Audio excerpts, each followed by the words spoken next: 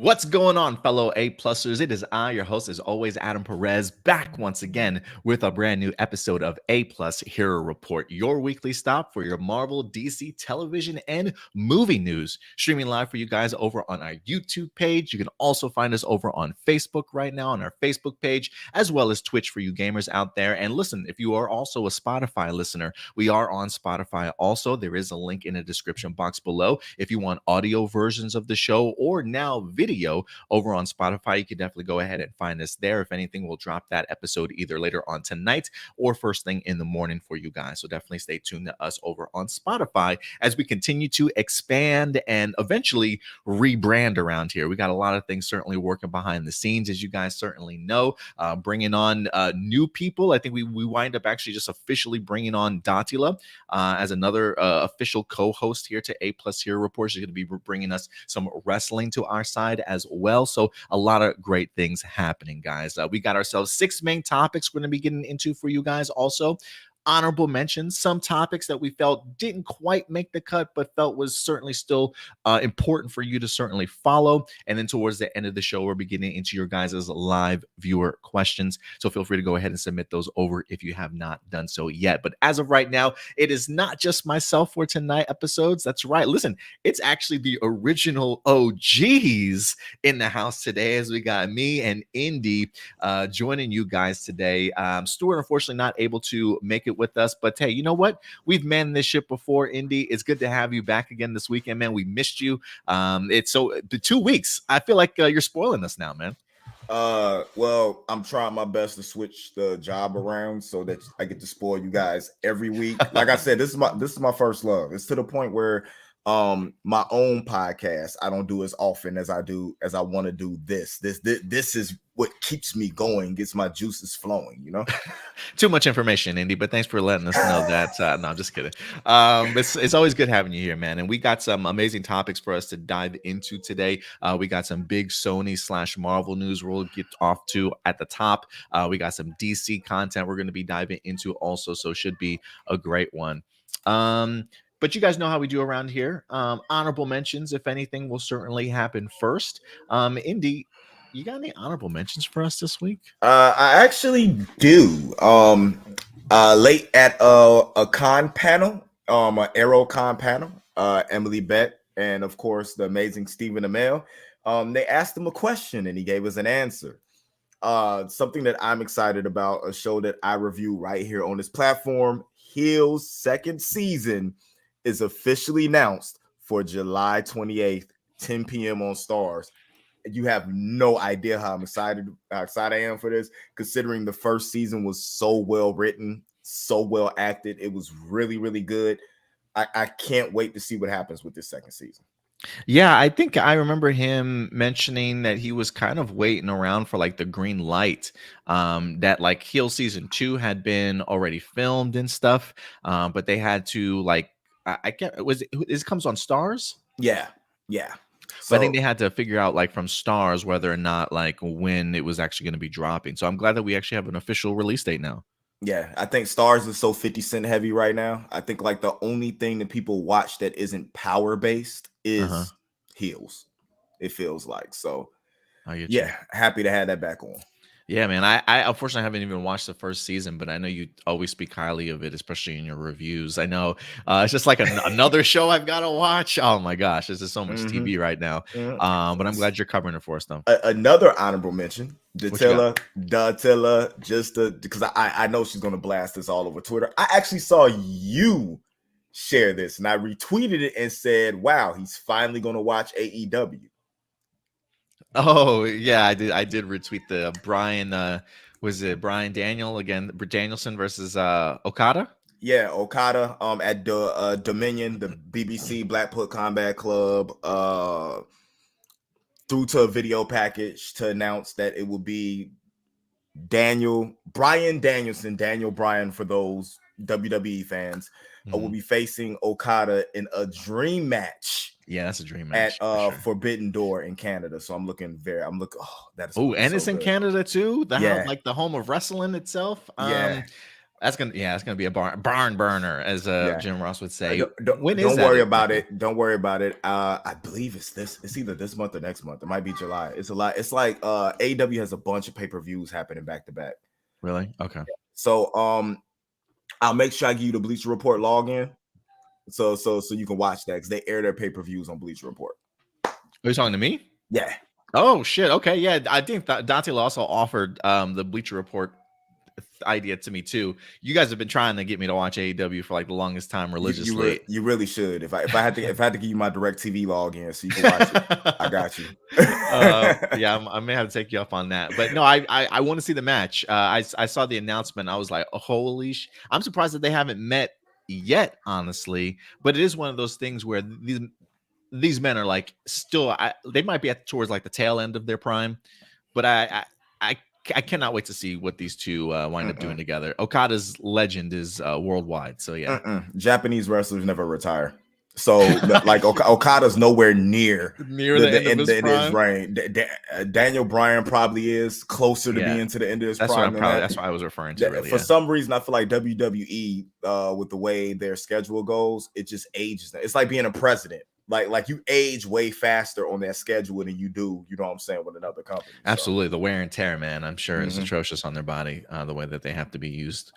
Let's see here. What other honorable mentions we got this week? We did drop a review earlier for this during the week, Indy. I don't know if you had the opportunity to check it out. The Teenage Mutant Ninja Turtles Mutant Mayhem wind up dropping a brand new official trailer this past week. I personally did do a short little review over on our YouTube channel. If you haven't checked it out, please go ahead and do so. And they also revealed brand new posters. They refer to them as character posters for their weapons. You got Leonardo, you got Mikey's, you got Raph's, and then you also got Donatello's.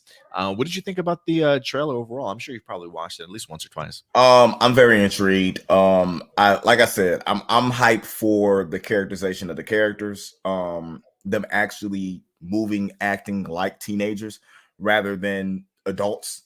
I want to see this vision. I trust Seth Rogen with this property because he is a fan of it. I don't believe we'll be getting another Green Hornet. I believe this will actually be good. So we're going to see what happens. Yeah, from what I've seen of it so far, I've been a really big fan of it. I agree with you. I think Seth Rogen's, I don't know if he's writing it or not. I don't know exactly who the writers of the movie itself is. I'll have to probably look that up. But regardless, if it's Seth Rogen, he's definitely going to have a huge influence on the movie. So I am really expecting this to be a pretty hilarious and sort of like a coming of age sort of film, sort of like we've kind of seen him in the past with a lot of his sort of raunchy comedies and stuff. So if anything, I'm not expecting raunchy for TMNT, but if anything, the artwork continues to win me over.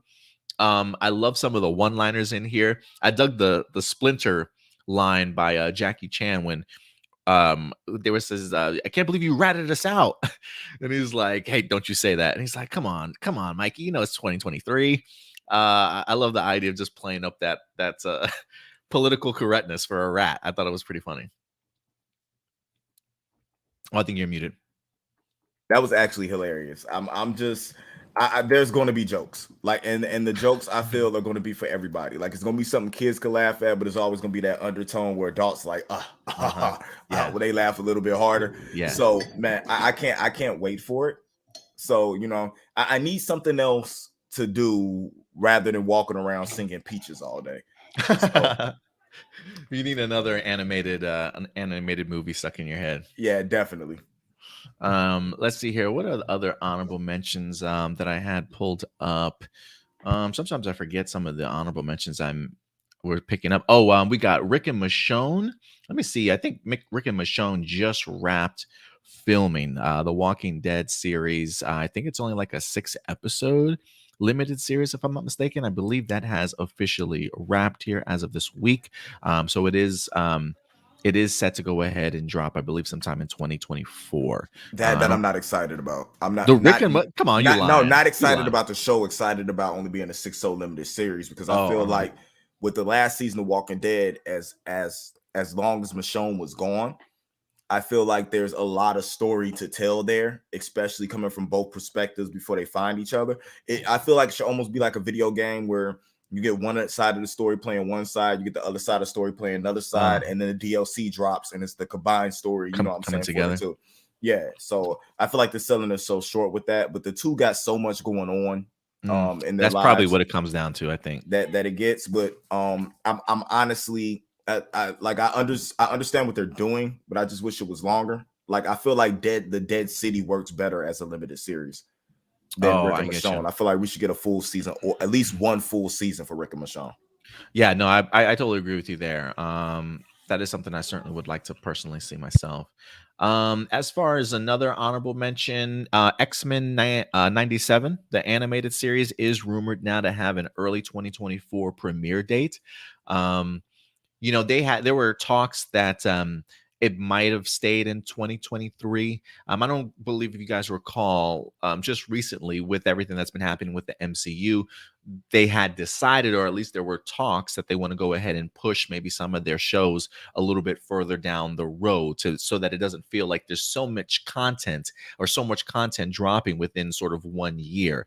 Some of the rumors that were going around was that they might actually move Loki and Echo into 2024, but there was really no mention of X-Men 97. So a lot of people were under the assumption X-Men 97 might still have the opportunity to drop this year. But there is, in fact, a new rumor going around. Again, this has not been confirmed. A new rumor that X-Men 97 will be set in early 2024, maybe like January or February or something along those lines. So we'll see how that rumor holds up. I tend to believe this rumor just simply because of the fact that we now have Loki and Echo still dropping in 2023. And I believe, if I'm not mistaken, October for Loki and in November for Echo. So the fact that they decided to go ahead and keep those two series in this year, it does make me believe that maybe they decided, hey, let's push this animated series into 2024 and kind of wait things out, if you will. So we'll see how that comes up. But Blossom, what's up, Blossom? Coming through with the $5 super chat. Political correctness for a rat. Ain't that a piece of cheese? Ain't that a fine piece of cheese? Hey, I'm kind of curious how Splinter would take that. Tell them to add that joke into the film. That's a good joke right there. That's a good joke. That's why I said I'm curious how Splinter would take that line. Also, but thank you so much, Blossom, for the support. And listen, guys, if you do want to go ahead and support the channel in any other way, feel free to go ahead and send in a super chat if you'd like. We'll immediately go ahead and stop what we're doing. Your question and comment will certainly be the first one certainly brought up.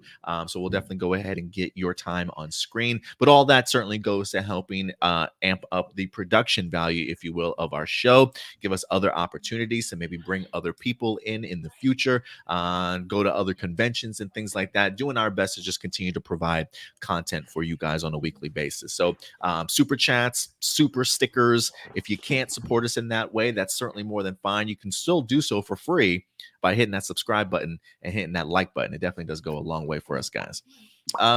Let's see here. What else did I have on honorable mentions? Oh, live action Moana. This is the last one for me before we wrap up our honorable mentions. Live action Moana is back in the news here. It looks like they have found their director.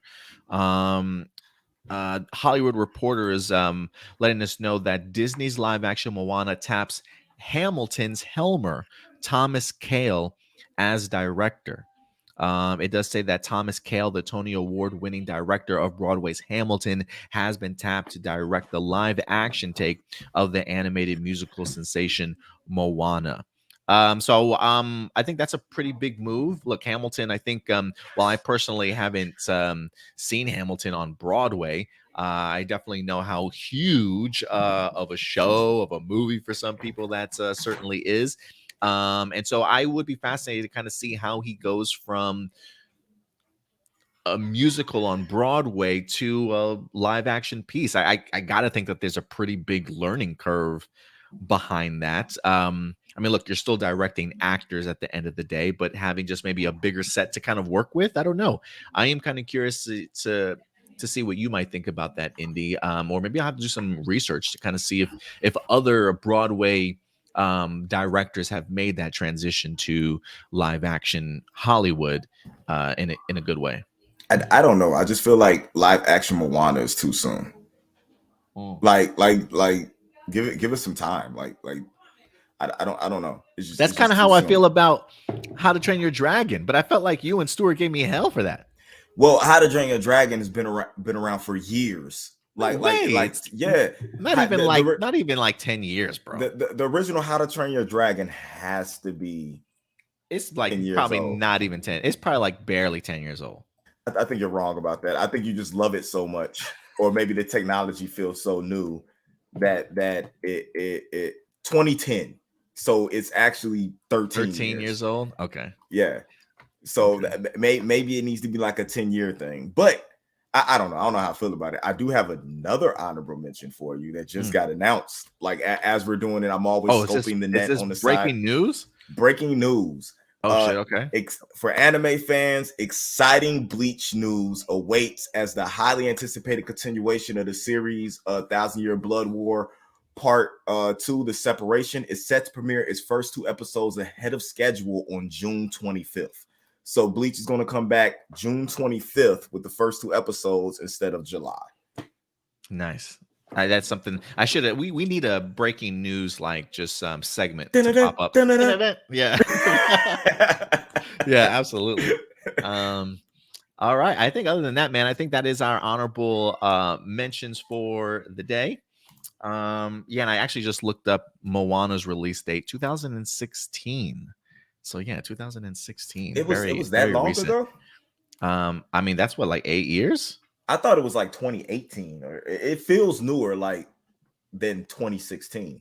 I mean, that still feels new to me, but yeah, no, I get what you mean. But yeah, so I definitely agree in the sense that it's like, yeah, maybe that's a little bit too soon. But look, The Rock needs all the gigs he can get right now. So we'll see. All right. Let me actually didn't get the opportunity to do this at the top, but now that we've wrapped up honorable mentions, let me give some shout outs to people that are actually here in a live chat with us. Of course, Blossom certainly coming through. Hey, Stuart, with the wink. We got Ram Jam. What's going on, Ram Jam? Enrique Perez is in the house. I just saw Spider-Man Across the Spider-Verse, and it was epic. Cameos and cliffhanger was a mystery. Can't wait to see what happens next in March 2024 for Beyond the Spider-Verse. March? It's still set to release in March? Find that. Can you look that up real quick? Yeah, Beyond the Spider-Verse. that sounds soon. Yeah, I wasn't expecting that quick turnaround. Plus we're just days away from Transformers Rise of the Beast. Yeah. June is going to be huge, man. June is going to be a huge month for movies. I feel like every week, if not every other 2 weeks, we're getting bombarded with a huge movie. Shout out to Marcelino Vasquez. Happy Pride Month, everyone. Definitely a LGBTQ ally around here. So thank you very much, Marcelino. Who else we got? And then Blossom again. It says March. Really, man. They're not even gonna do like a year wait. No, it actually says post-production expected March 29th, 2024. So we're probably looking at another summer, like another summer debut for it. Oh, it says I guess that's maybe that its current status in post-production. Yeah. Man, if that movie does drop in March, that's gonna be crazy. It's in post-production. It's expected March 29th, 2024. But with them announcing wanting to do a live action Miles Morales, I can see why they would try to push the Beyond the Spot. You know what I'm saying? Try to keep it at that spot in case they want to drop something like that within the next year or two, a live action. Yeah, we'll definitely see how that turns out. But Miles Morales definitely has a lot of momentum behind him right now. So let's go ahead and dive into these main topics. You ready to get these with me? Let's go.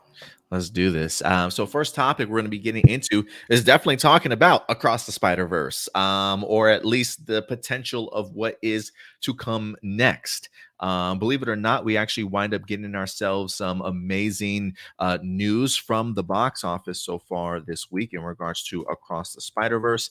Actually, a lot of sites are in fact reporting that as of right now, domestically, Across the Spider-Verse has made over $120 million in the box office domestically. Again, that's Spider-Man Across the Spider-Verse just domestically here in the States has made $120 million. Worldwide overall, the film has in fact broken $200 million. It's at $208 million worldwide. So a huge opening weekend for Across the Spider-Verse as it even breaks its own previous record for Into the Spider-Verse. So a lot of momentum. And honestly, It's one of I feel like it's a rare occasion these days where audience and critics actually agree that this film is pretty badass. They're all in the high 90s, so everybody's definitely agreeing. So if you have not had the opportunity to check out Across the Spider-Verse, please go ahead and do yourselves a favor. Indy, have you checked out Across the Spider-Verse yet? I have not yet. I'm actually waiting to get my daughter. I picked my kids up the day after Father's Day, and it's something that I told her that I would see with her. So I'm kind of Oh, waiting nice. to be able to see the movie with her. But I might sneak off and then just act like it's the first time I'm seeing it when I get her, because I'm itching to see that movie. Yeah, I'm itching to see it too. Unfortunately, I also have not had the opportunity to go ahead and check it out yet, but that is definitely on the docket sometime this week for sure. So we will be adding our money to the box office here rather soon. So if you have not had the opportunity to check out Across the Spider-Verse, please go ahead and do so.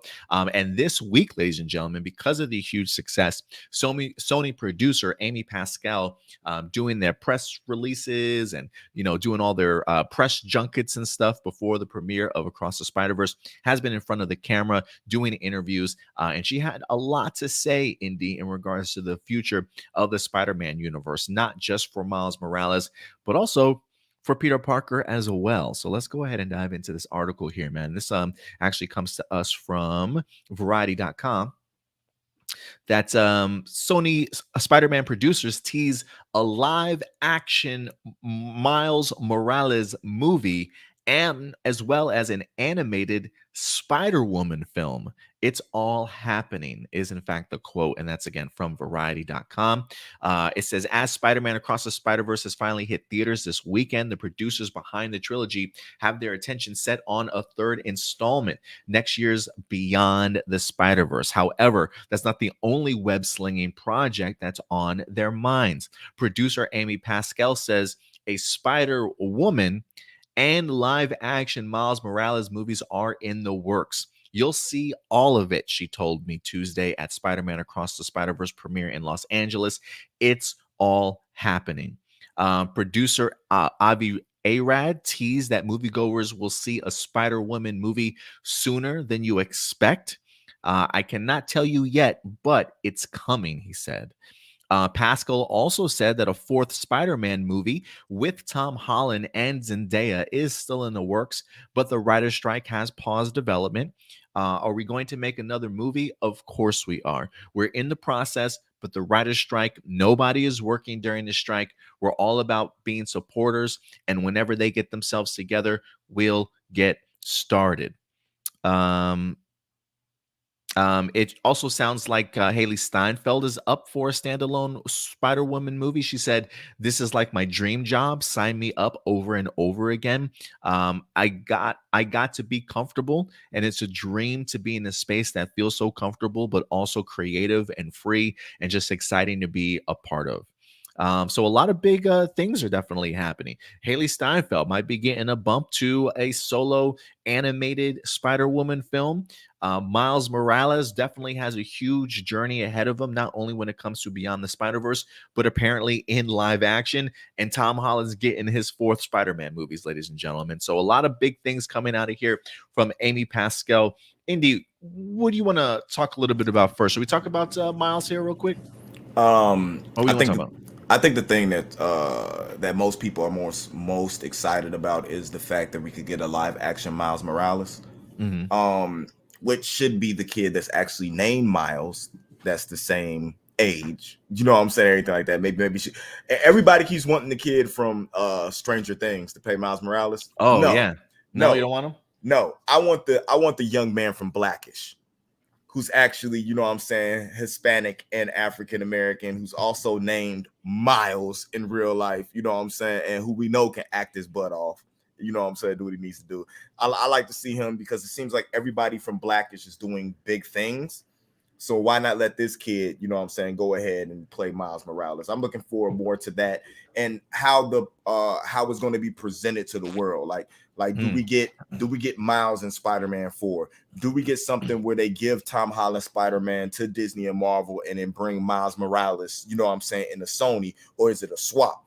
Tom Holland goes to Sony and Disney gets Miles Morales. You know what I'm saying? Is it something like Mm, that to keep these two companies working together, because we all know that Spider-Man is better when Disney is involved, right? Look at absolutely. look what happens to Venom.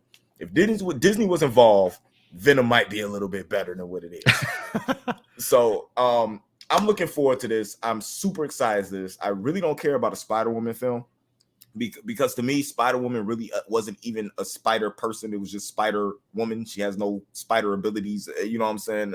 I just don't like her as a character. So I'm not interested in that. But that Ghost Spider animated film, yo, that would be crazy because just the backstory, the way that goes. I feel like if y'all think Peter Parker and Miles Morales are popular, wait until you get a Ghost Spider animated film. Isn't Ghost Spider Haley Atwell's character, Gwen Stacy? Yeah. Well, that's what I was confused about. I'm under the impression that when they say an animated Spider-Woman film, I'm under the impression that they mean Gwen Stacy's character. No, Spider-Woman was a totally different character. She was like a spy. Like that I think that's what people get confused for. That's so weird because even that when the interviewer on Variety talks to her about it, she's like, "Oh yeah, I'm totally down." Do they refer to her as Spider-Woman in Across the Spider-Verse? Do you know? I don't remember her. I don't remember her as I remember her as like Spider Gwen or Ghost Spider. I don't remember her as a Spider Woman, but maybe, I'm under the impression that that's what they're referring to. I'm googling it now, and it says her introduction to Spider Woman, also known as Ghost Spider or Spider Gwen, breaks new ground in the world's most successful franchises, and also gets to confuse with another character named Spider Woman. Yeah, even like Wikipedia has Spider Woman Gwen Stacy. Because the Spider Woman I know as far as Spider Woman from comic book heads is Jessica Drew. It's Jessica Drew or like Julia Carpenter, I think was for a brief period of time too. Yeah. So like the Spider, the character that Haley Steinfeld plays to me has always been called Spider Gwen, or the way she dubs herself, Ghost Spider, because she can go invisible. And there, you know what I'm saying? It was like with her power abilities. I've never heard her called Spider Woman unless that's something that she donned, you know what I'm saying, later. Because I thought that there was a live action Spider Woman something that was in development, right? Spider-Verse Spider Woman going along with like there was a Madam Web and all that. Yeah, and I think there's also like a Silk animated something coming out. It's too many of them that have nothing to do with Spider-Man that I think they was just trying to get on Spider craze. And so that's why I do want. So let me ask you, if by chance they do mean Spider-Woman, as in, hey, this Gwen Stacy character that you've met in these recent animated films, are you cool with that idea? The idea of this Haley Steinfeld as Gwen Stacy as this Spider-Woman moniker? And animated? Yes. Animated, yeah. Yes. Live action, if they decide to do a live action, I don't think Haley Steinfeld should play the character. I get you. No, I understand that. I'm really looking forward to this. Again, I think the Spider-Woman aspect of things, if it is Gwen Stacy by Haley Steinfeld, give it to me. I really do enjoy her just as an actor and as a voice actor. I think she's got a great grasp on this character. So definitely give it to me. The idea of a live action Miles Morales, I mean, look, Indy, you've been here a while.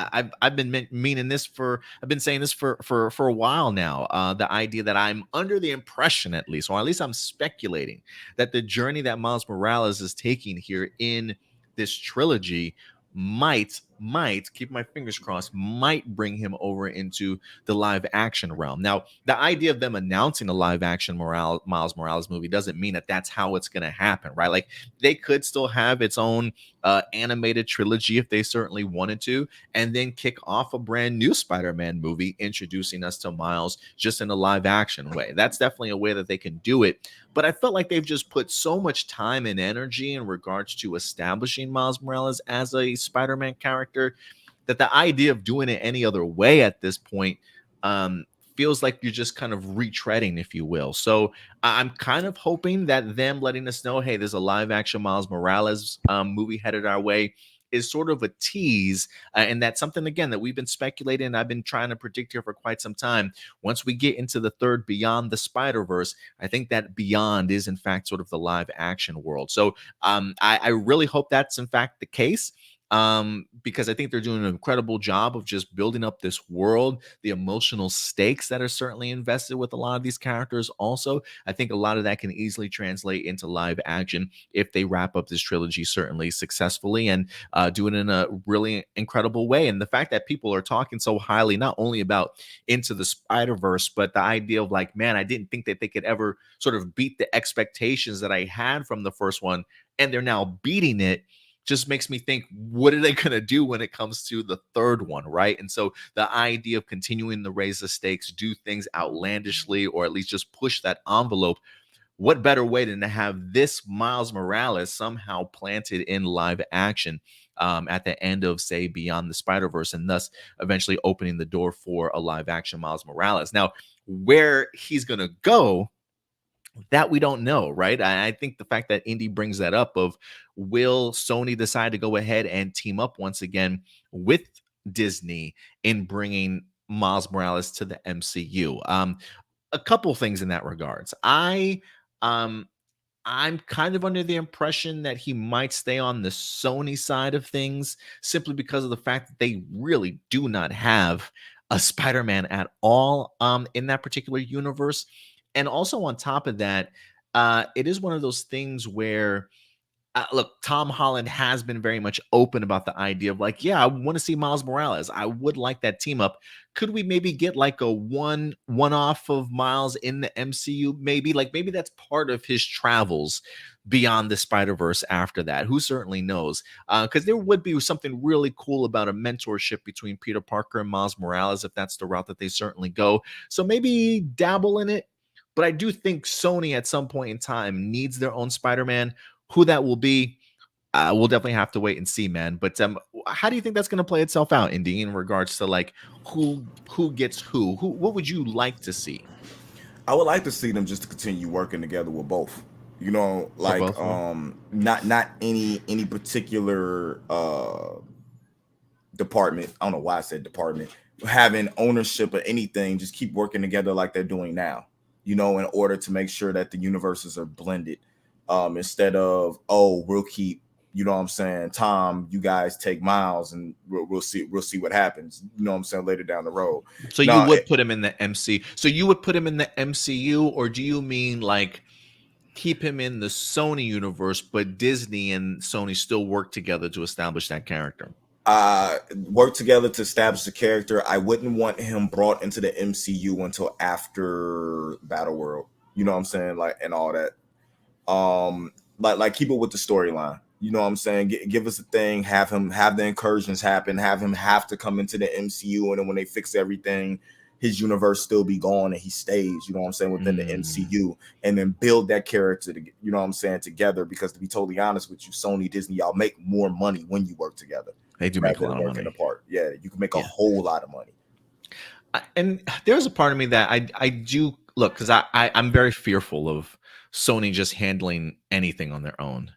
And I just think Miles deserves just a bigger opportunity to sort of really shine. And I think he needs the care of those over at Disney and Marvel who know what they're doing in regards to storytelling to really help bolster a character like Miles. Now, look, they've been doing a really great job so far on their own when it comes to the animated side of things, because that's Lord and Miller. Um, and I would be kind of curious if when it comes to Miles Morales, if whether or not Lord and Miller sort of have, I don't want to say the final say on how he's certainly utilized, but maybe have more of a say. Because if they wanted to give me, say, like a live action Miles Morales movie, and they wanted to like direct it or write it, I would be completely open with it. But I do think Miles Morales is a character that needs to be taken care of, very much like how they've done a great casting job and they've really helped Tom Holland find the success that he's definitely needed. If it's one of those things of Sony just themselves getting their hands on Miles Morales, I'm really worried to kind of see where his character goes after his successful trilogy. So I'm hoping that at least to some certain extent, Lord and Miller are certainly still attached. Marcelino says, hopefully the Spider-Verse movies opens the door for possible mini cinematic universe composed of characters and storylines from 2099 with Miguel O'Hara leading the universe. That would be a cool concept. I definitely, I haven't seen the movie yet, so I would like to see how um he does as Miguel, and if there's an appetite for more from this universe. I definitely do say go for it. I mean, look, Lord and Miller have helped launch the Lego universe, right? And like, how many Lego spin-offs have we sort of gotten after his time from doing the Lego movie. So I definitely do see there's a huge potential, especially with Sony owning the rights. It's like we've got so many characters. How can we utilize them all? I think animation would be a really great way for them to do it. So I think you might be onto something, Marcelino. Yeah, definitely. I believe that is something where they could build animated library that compare what DC puts out. Oh yeah. And that Spider-Man and that universe is a great way to start. So yeah, we got some big things in regards to Miles Morales and what's certainly happening. We'll definitely go ahead and continue to keep you guys posted. I don't know how many people have been predicting the idea of a live action Miles Morales for as long as we have, but I feel like I really hope that this certainly comes to fruition, man. I would love to actually be right on this one because I'm absolutely loving what they're doing with this character. But look, Miles Morales isn't the only one that's got some worthy news here. Good old Tom Holland is actually still back in the news. Tom Holland actually had the opportunity to sit down with Variety and Entertainment Online to go ahead and address his future as Spider-Man. Again, this one comes to us from, I think this is Entertainment Tonight, but Entertainment Online. Tom Holland addresses his future as Spider-Man at the Crowded Room premiere. This is an exclusive report. It says Tom Holland isn't done playing Peter Parker, right? We already had Amy Pascal mention the idea that, yes, Spider-Man 4 is in development. This is what he says about his future in the Spider-Man franchise. He says, I think as long as we can do justice to Peter Parker, as long as we can keep elevating and making the films better and making them mean more, then I'll be there, Holland said, of what it would take for him to continue on as Spider-Man. I'd be stupid to say that I wouldn't be the luckiest kid alive if I got to do it again. There's stuff going on, but we'll have to just wait and see what happens. And he actually just celebrated, I believe, his 27th birthday as well. So Tom Holland's still a young guy, getting that opportunity to still continue to play Peter Parker after so many movies. I definitely expect another trilogy out of him, but he seems pretty on board with the idea of continuing on as Peter Parker.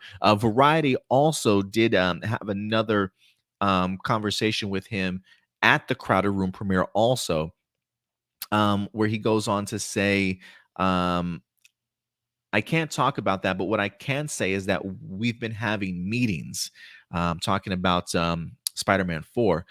We've put the meetings on pause in solidarity with the writers. There's been multiple conversations had, but at this point, it's in very, very early stages. So he's not giving too much insight in regards to the idea of continuing to play Spider-Man 4, but it seems like he's definitely letting us know that things are happening behind the scenes that we certainly don't see. This, Indy, this is just very much early. I think he's absolutely right in regards to this being in its sort of very early stages of anything actually happening when it comes to this film. But I do look, if anything, I am excited for the opportunity to see the next chapter in Peter Parker. The fact that Tom Holland is only 27 years old means that he's still young enough to play a Peter Parker going to college, right? And going to the university and having a whole other set of life problems that we all have once we get into college or have to actually be an adult and sort of stand on our own. And I think that's exactly what No Way Home really sort of helped launch, the fact that Peter's really on his own here at this point. New costume, new identity. I don't want to say new identity, but he's definitely a new man, to certainly say the least. And I think there's a plenty of new stories that they can definitely tap into if they want to, whether or not he starts working at the Daily Bugle, or whether or not he starting up his own tech company at some point in time. Who knows what direction they certainly might go. But Tom Holland is somebody that I definitely do want to continue to stick around. I think he's got a great balance of both characters, Peter Parker and Spider-Man, extremely well. And after everything that I've seen him through, I am emotionally connected to this guy. So I am glad to see that Amy Pascal, Tom Holland, that everybody's literally on the same page, delivering the same message that, look, There are plans. It is going to happen. It's still just very much in early stages. So, like, I wouldn't even think that they're probably in pre-production right now. Sometimes I feel like this might just be them letting us know, like, hey, something will happen, but we really haven't even fleshed out sort of the details. That's kind of the vibe that I'm kind of getting here. But we'll see. This movie certainly will be happening. When No Way Home literally almost made $2 billion, there's no way that they're not going to go ahead and turn around and be like, yeah, we got to make ourselves another one here. So Tom Holland's on board, Indy. How do you feel about this? Why wouldn't he be? You Yeah, know what I'm right. saying? He has a love for the character. They're making so much money, you know what I'm saying, off of this franchise. He's only 27. To put it in perspective, Stacey Dash was 28 when she was playing the character. She wasn't Clueless, Oh, and really? that they were in high school. We have that a lot. We have older people playing younger characters in high school, especially when they're going to have intimate scenes and different things like that. You have to be of age, you know what I'm saying, to play those scenes and stuff like that. So it makes a lot of sense. He could be, to me, with the way he looks and the way he's keeping his body up, he could be in his mid 30s and just be playing a freshman in high school. So Yeah. he is the character. I don't want to see a switch anytime soon. So thank you, Tom Holland, because we have a lot of people who get upset with this type of stuff and don't want nothing to do with it, after a while, because they feel like they want to move on and do something else. I'm glad he has a love for the character and he wants to stick around for a while.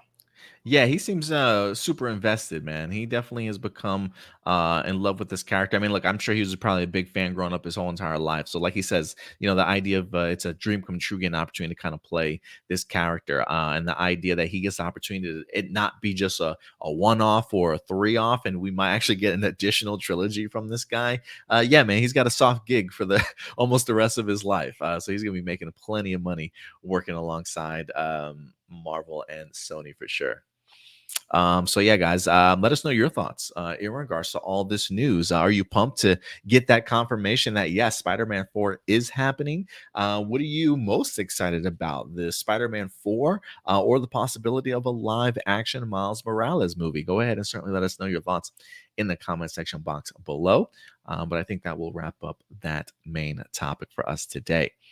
With that transition, though, we will go over to our next topic from the MCU to the DCU, ladies and gentlemen, as we are still highly anticipating the premiere of a lot of James Gunn's DCU Chapter 1 slate. I believe we got Creature Commandos that are, in fact, set to go ahead and drop sometime next year. We also got Waller, as well as Superman and Superman Legacy that will, in fact, be kicking off the main cinematic run of James Gunn's Chapter 1 slate. But one of the films that are currently on his lineup is, in fact, Batman Brave and the Bold. That's going to be focusing on Bruce Wayne and the revelation that he, in fact, has a son, aka Damian Wayne. So this definitely will certainly shed new light on the Bruce Wayne and Batman character, something that I'm very fascinated to kind of see how they'll go ahead and tackle this. But just recently, this past week, what's up, Jonathan? I'm gonna let you finish up, but Spider-Man Across the Spider-Verse is the best movie ever. Oh, my boy Jonathan is hyped. I love it, man. I always trust Jonathan's judgment when it comes to a movie. We usually see eye to eye, certainly on a lot of things when it comes to movies. So, yeah, man, if he's telling you it's the best movie ever, yeah, man, it's just added to. I feel like everybody's saying that these days. You know what I mean? But it's hard not to ignore the hype, man. So I'm getting pumped myself. I'm gonna have to check this out sooner rather than later.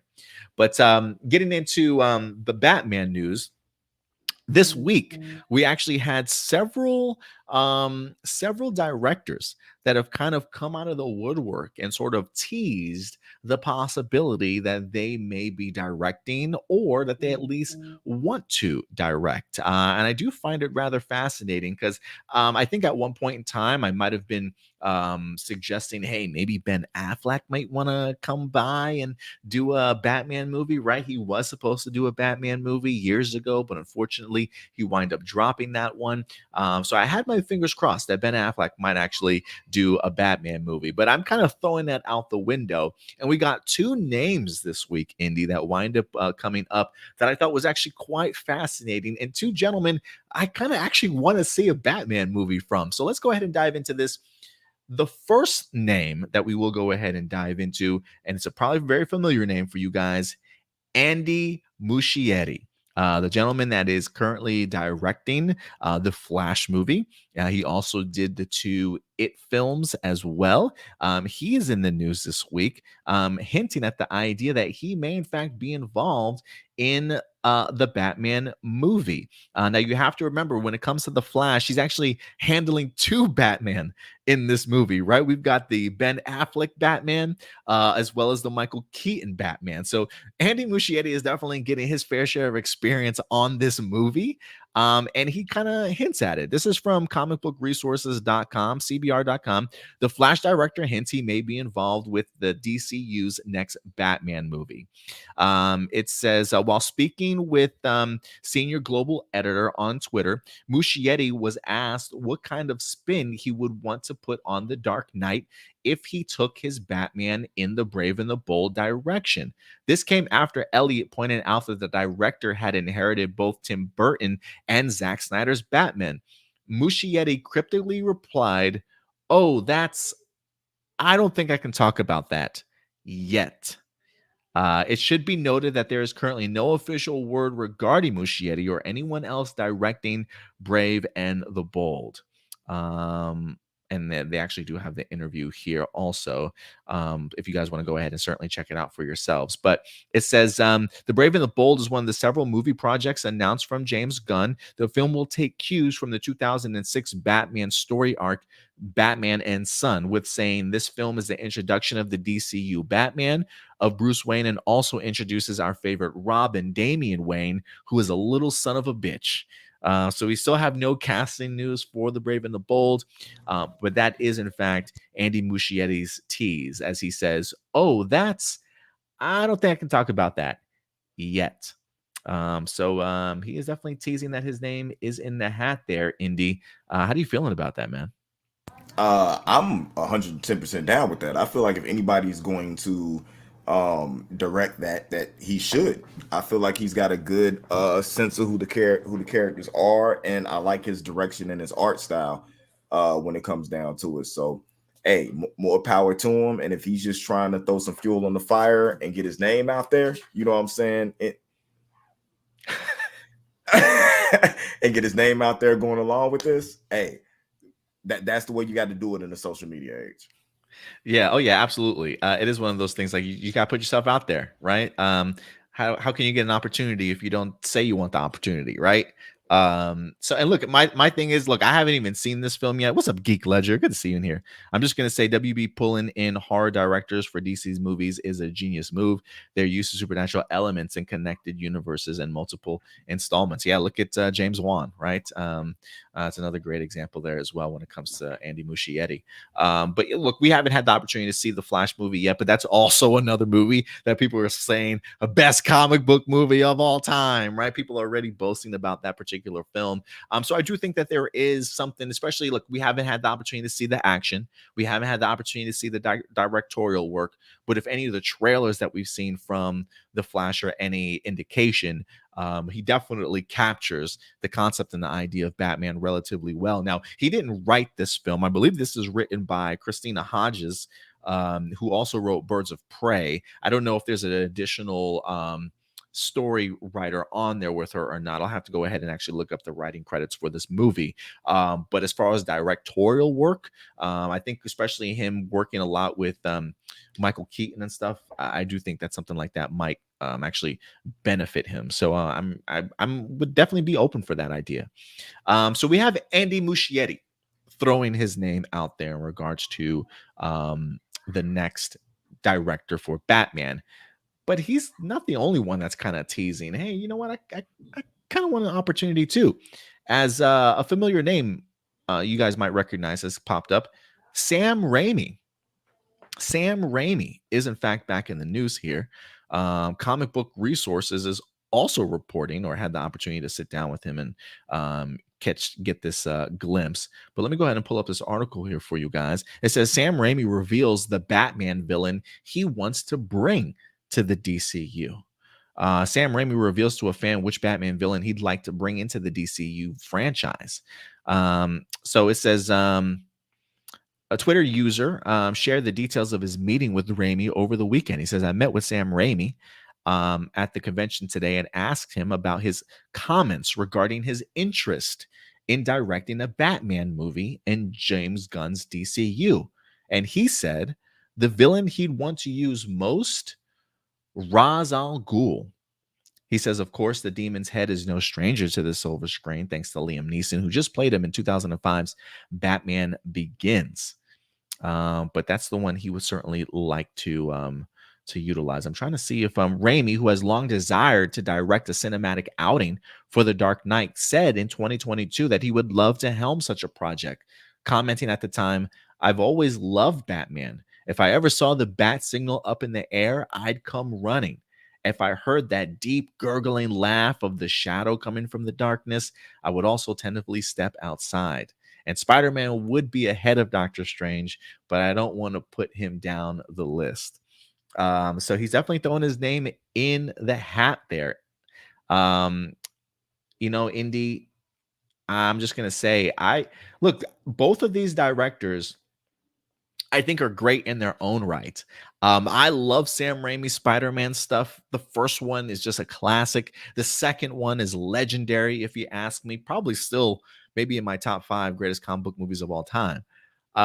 He just came back to do a Doctor Strange movie while, a little bit mixed reactions when it comes to that movie. I think visually, some of the directing work that he was able to do just worked extremely well for it. There's definitely hints of horror elements that I've always appreciated that Sam Raimi has definitely taken from his horror backgrounds. And he definitely knows how to sort of create a vibe. And when you're trying to bring out sort of like those dark corners of, say, of something like a Gotham City, right? The horrors that might, be in the shadows or down the alleyway sort of thing, or maybe not just the creatures, but just Batman himself lurking over these thugs and these people in the streets of Gotham City. If there's anybody that's gonna, like, through their direction, sort of emote a sort of tone and a vibe that you'd need for a Batman movie, I really do think Sam Raimi is just a creative genius in that sense. So this is somebody that I definitely would be open to. Look, the idea of Ra's al Ghul as the villain, I'm like, look, I feel like I've seen this man everywhere, whether it be uh, Batman Begins, whether it be season 3 of Arrow. I feel like I see Ra's al Ghul sort of all over the place. So I am a little bit over the character, but I'm not gonna lie and say I wouldn't be interested to kind of see what Sam Raimi's vision or version of a Ra's al Ghul could possibly be. But I kind of really dig the idea of Sam Raimi directing a Batman movie. Whether or not that tone will fit something like a Damian Wayne and being introduced to a son you never had for the first time, who certainly knows? But there is elements to a Batman movie that if I had to get anybody to certainly do, I definitely do think it certainly would be Sam Raimi to a certain extent. So let me ask you here, Indy. I am kind of curious as to your thoughts on Sam Raimi's Ra's al Ghul answer. But if you had to pick or choose between these two, is there a particular route that you would go before you've had the opportunity to see something like The Flash? Sam Raimi. I would probably go Sam Raimi before, I get to see The Flash. But I wouldn't want Ra's al Ghul. You know what I'm saying? I would want Sam Raimi and him using his expertise to be able to do something like the Court of Owls. Ooh, I like that. I feel like that presentation would be better, just, with his background and everything, just the suspense, the horror elements that could be, put in there. And just the whole disappearance of Batman and other people having to step up, into his place where it's Batman might be dead, type of things. I think that would be the more interesting story when it comes to that. Yeah, I kind of dig that. I'm glad you wind up bringing that up. I certainly would love to see a Court of Owls direction if they certainly went that way storyline wise. The Geek Ledger just came up. He says, yes, Sam Raimi would do a great Batman and Robin movie. His work on Spider-Man trilogy and Doctor Strange shows he can bring balance, comedy and drama. Yeah, Sam Raimi always definitely has some great humor in his movies that he winds up directing also. So yeah, I totally agree with you there, Geek Ledger. He is capable of certainly bringing a great balance to it.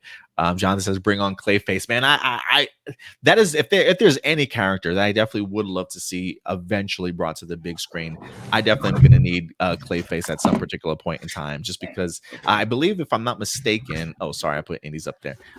If I'm not mistaken, I know people have been asking for Clayface, even in like the Matt Reeves Batman universe, and as much as I would like that, that feels a little bit too much of a stretch. But you talk about James Gunn's DCU and the possibilities. Yeah, why not? I mean, this is the same guy that brought us King Shark, right? Mhm. To Suicide Squad, Starro, if the Conqueror. So if there's anybody that could bring Justice the Clayface to the big screen, I definitely do think it would be somewhere in James Gunn's DCU. And yeah, man, maybe somebody like Sam Raimi or Andy Muschietti could certainly bring that to light. But it's funny that we do bring that up because of the fact that the Geek Ledger mentioning that the WB is pulling all these horror directors. He even goes on to mention the director of Shazam, David Sandberg, directed Lights Out and Annabelle Creations also. So yeah, man, I guess horror is just a really great. Hey, whose tale is that? Um, the horror directors know how to bring a really great balance to things. So we'll see what happens there. But yeah, if I had to pick and choose myself, Indy, I probably would go with Sam Raimi right now, just because I like Sam Raimi's vision is usually always so unique. Um, he definitely reminds me of like Tim Burton in the sense that when you see one of his movies, even if you don't know who's directing it, but you see it, you could probably tell whether or not it's a Sam Raimi movie or not. Like Facts. he just has that type of unique style to it. And so to have his own creative touch to a Batman film would be so fascinating. Even if even if it's not the best, like there's just something about his style. I really would like to see him tackle sort of the Dark Knight. Like props to Andy Muschietti if he kills the Flash and he lands this role, because I do think Andy Muschietti would bring his own great style to it. But yeah, it's something about the uniqueness of Sam Raimi that really does it for me, I think. I think the thing that turns me off from Andy is the fact that he's so pro Urza. Well, you have to be when you done Oh, bank yeah, when you done banked you your did mention whole, you know what I'm saying, production on him. on that movie, yeah. Yeah, but that kind of makes me lean, you know what I'm saying, lean away from choosing him, because I just don't want him to be like, hey, we can put Flash in this. Mm, You I know, guess you, so yeah. Marceline also does say, he says the geek Gotham also did a pretty decent job at a grounded type of Clayface. I didn't realize that they had done Clayface in Gotham. I might have missed that season. That could work in Matt Reeves' Batman. That's definitely a possibility also. Do you think that they can ground Clayface enough? Or would you want him grounded at all? I wouldn't want Clayface grounded. The beautiful thing about a character like that, the beautiful thing about characters like Poison Ivy, Mr. Freeze, is that the Batman himself is supposed to be grounded, you know, going against these supernatural beings. Mm, And not pun intended with this, like in Supernatural. You know what I'm saying? You have the brothers who are grounded. You know what I'm saying? And mm, everything around them isn't. It's a way to pull that off, to make something feel like the people that are at risk are grounded in reality, trying to go up against these supernatural occurrences. They do it all the time in horror films when you have the mm, normal family who has to fight against all this supernatural, you know what I'm saying, stuff, and have to do it. So I believe that you could pull it off, but don't do it by trying to ground these characters. That's one of the reasons why I think I didn't like Bane in mm.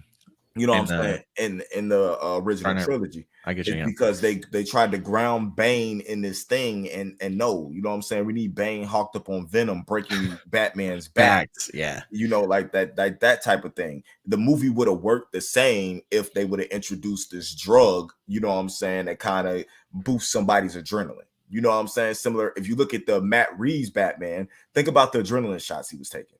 You know what I'm saying? At the Mm, end, to give itself enough to be able to overcome this parade of villains, you know what I'm saying, that were coming after him because he was outnumbered. You know what I'm saying? So I really feel like they'd be able to do the same thing with characters that are bigger than him, and him have Batman having to use his detective skills, his know-how, and his training to figure out a way to overcome that. I dig it, man. I dig it. Let us know your guys' thoughts. What do you think about these two directors possibly getting the opportunity to direct Brave and the Bold? Andy Muschietti, Sam Raimi. Again, none of these are confirmed. They're just throwing their names in the hat, if you will. Who knows? It may not even be any of these guys. But I just thought it was a really interesting topic to definitely talk about. But if you had to choose, who would you certainly like to see's vision of Batman? Andy Muschietti or Sam Raimi? Let us know your thoughts in the comment section box below. And with that, guys, that'll wrap up that story.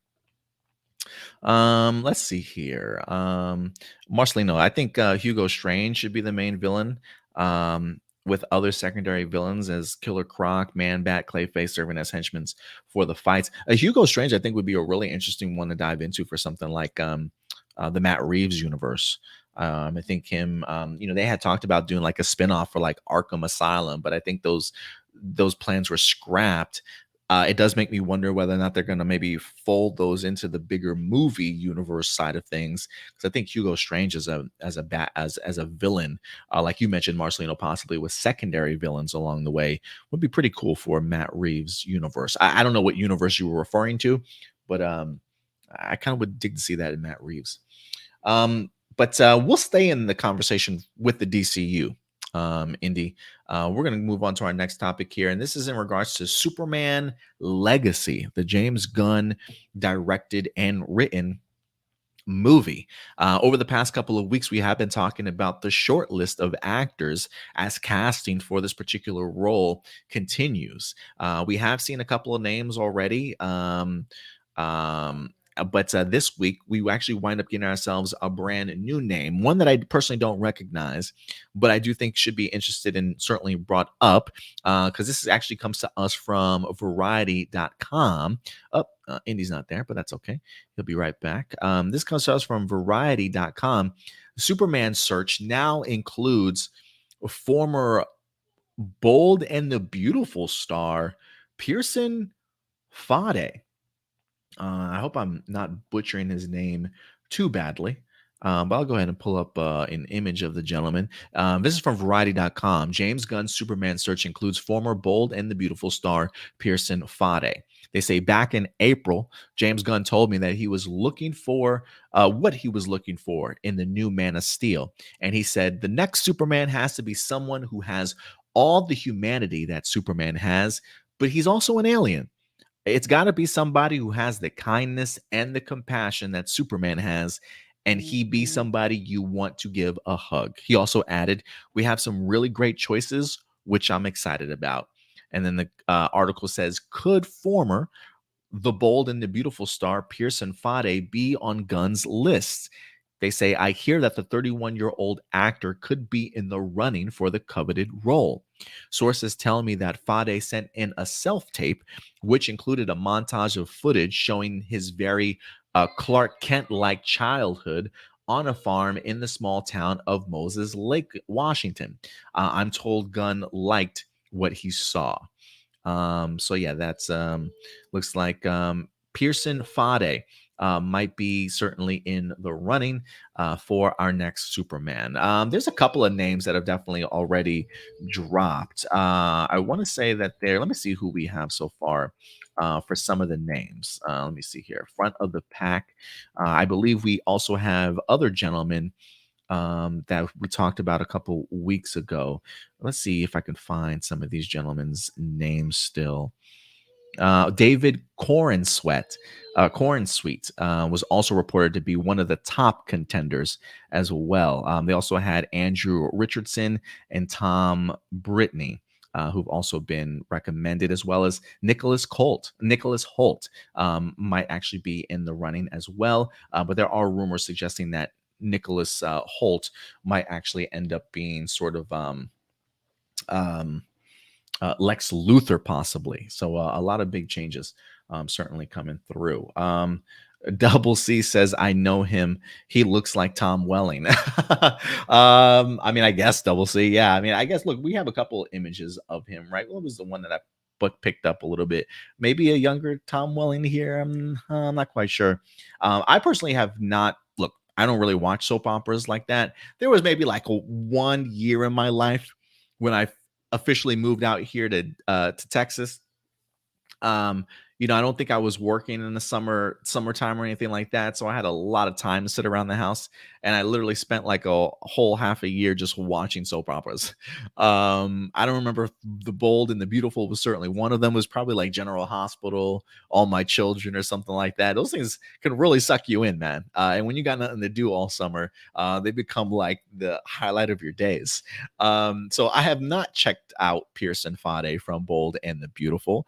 But apparently he is currently in contention, or at least on the short list, with a couple others as well.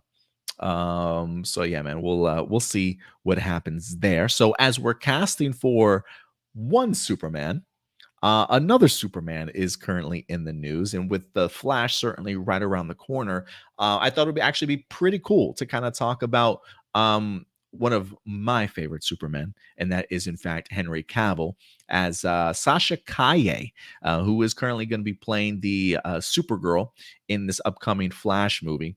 Had a conversation with Henry Cavill. I actually had the opportunity to meet with him and sort of get his approval. And so I thought this is going to be a pretty interesting article to go ahead and pull up. But this is in regards to Sasha Kaye meeting Henry Cavill.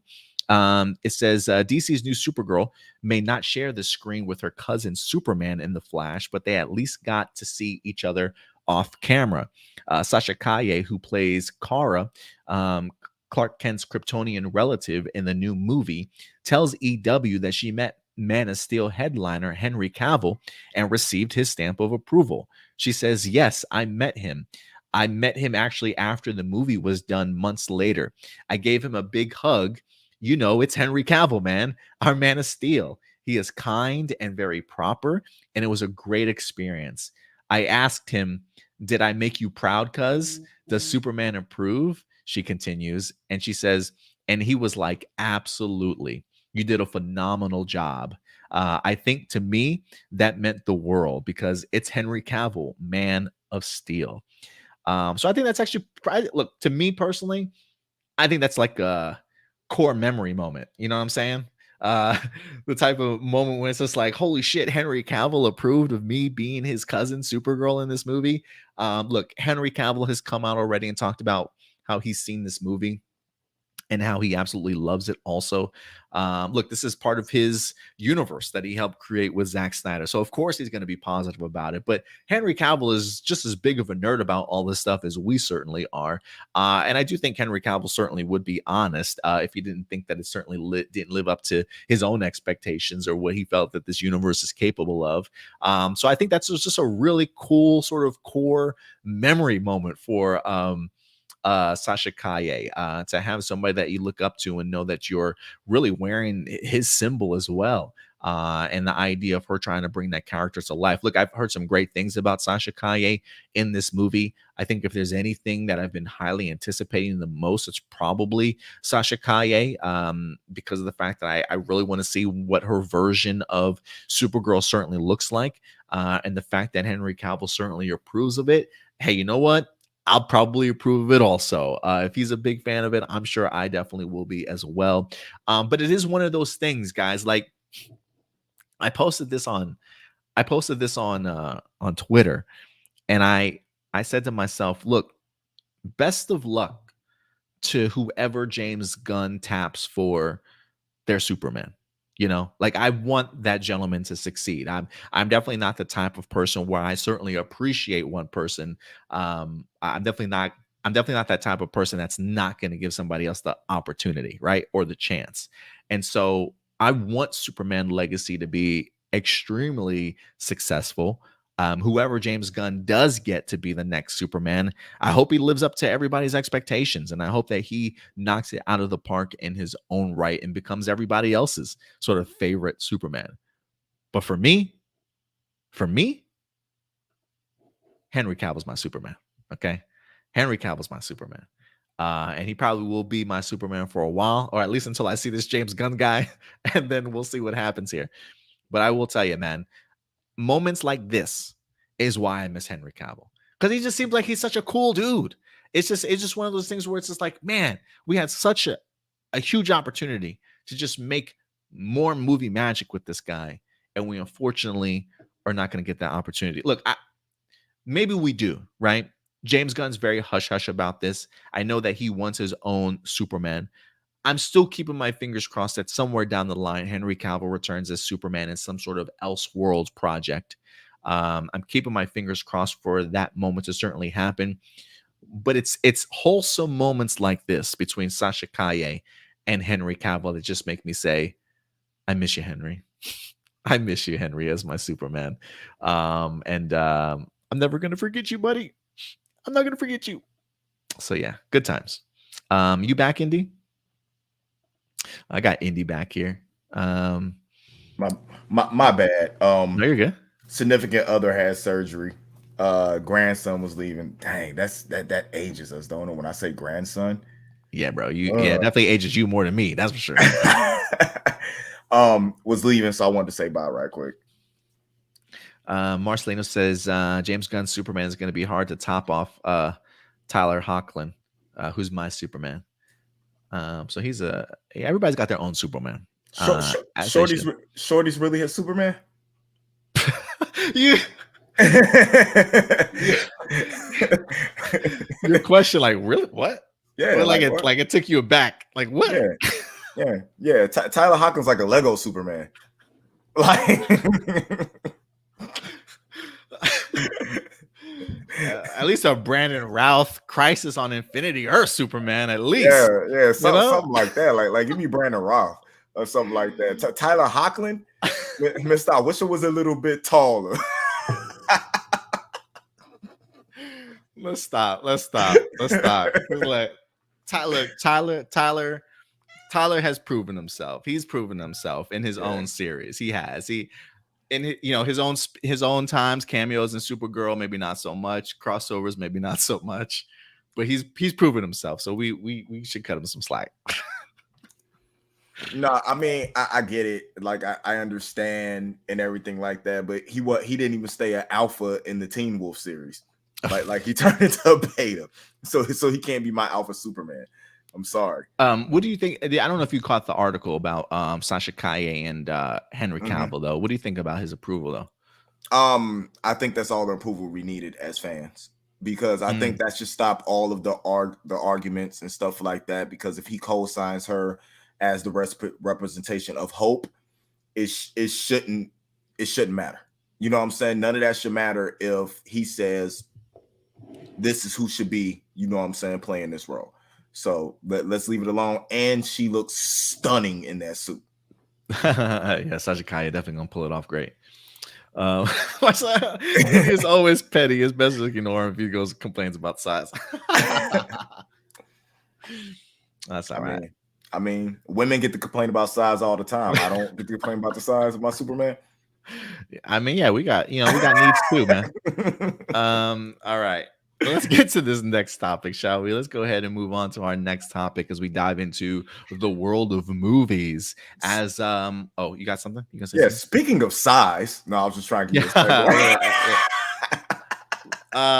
speaking of size, Dwayne "The Rock" Johnson is back in the news, as he is in fact back on board the Fast and the Furious franchise. Now, for those of you who have not had the opportunity to check out Fast X yet, spoilers, a little bit of spoilers if you haven't checked out Fast X yet, but I believe post credits, if I'm not mistaken, mid credits, Dwayne "The Rock" Johnson as Hobbs does in fact return back to the franchise. Surprisingly, I think surprising a lot of us. Spoilers are done. But now that we're talking about this movie a little bit more, The Wrap has in fact confirmed that Dwayne "The Rock" Johnson is in fact coming back to the franchise, and he might be getting a new movie as well. I mean, look, they just roll out the red carpet for this guy, Indy. Blossom says, "The Rock, my childhood crush. Holy macaroni."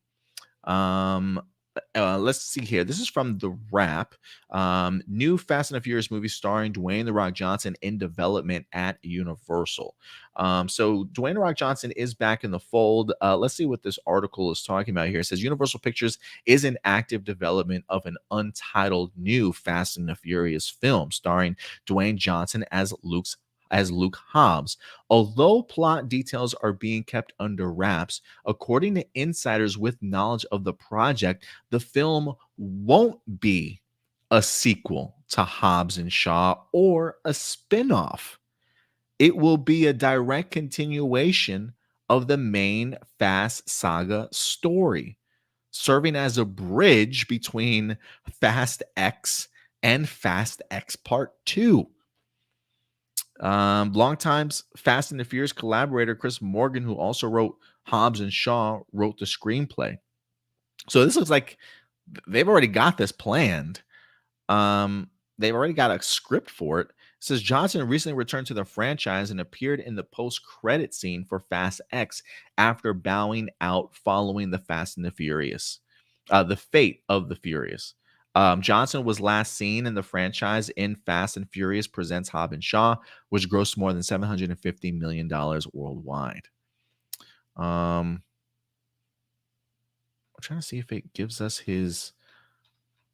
So he did in fact report that he was in fact coming back to the franchise here. How do you feel about this, Indy? You know, they have in the past talked about the idea that they might want to even stretch out this franchise even further, right? The idea that yes, these were supposed to be the final films, that Fast X was in fact going to be broken up into at least 2 parts, but there are rumblings that they may even want to try and like just get an entire trilogy out of this Fast X concept here.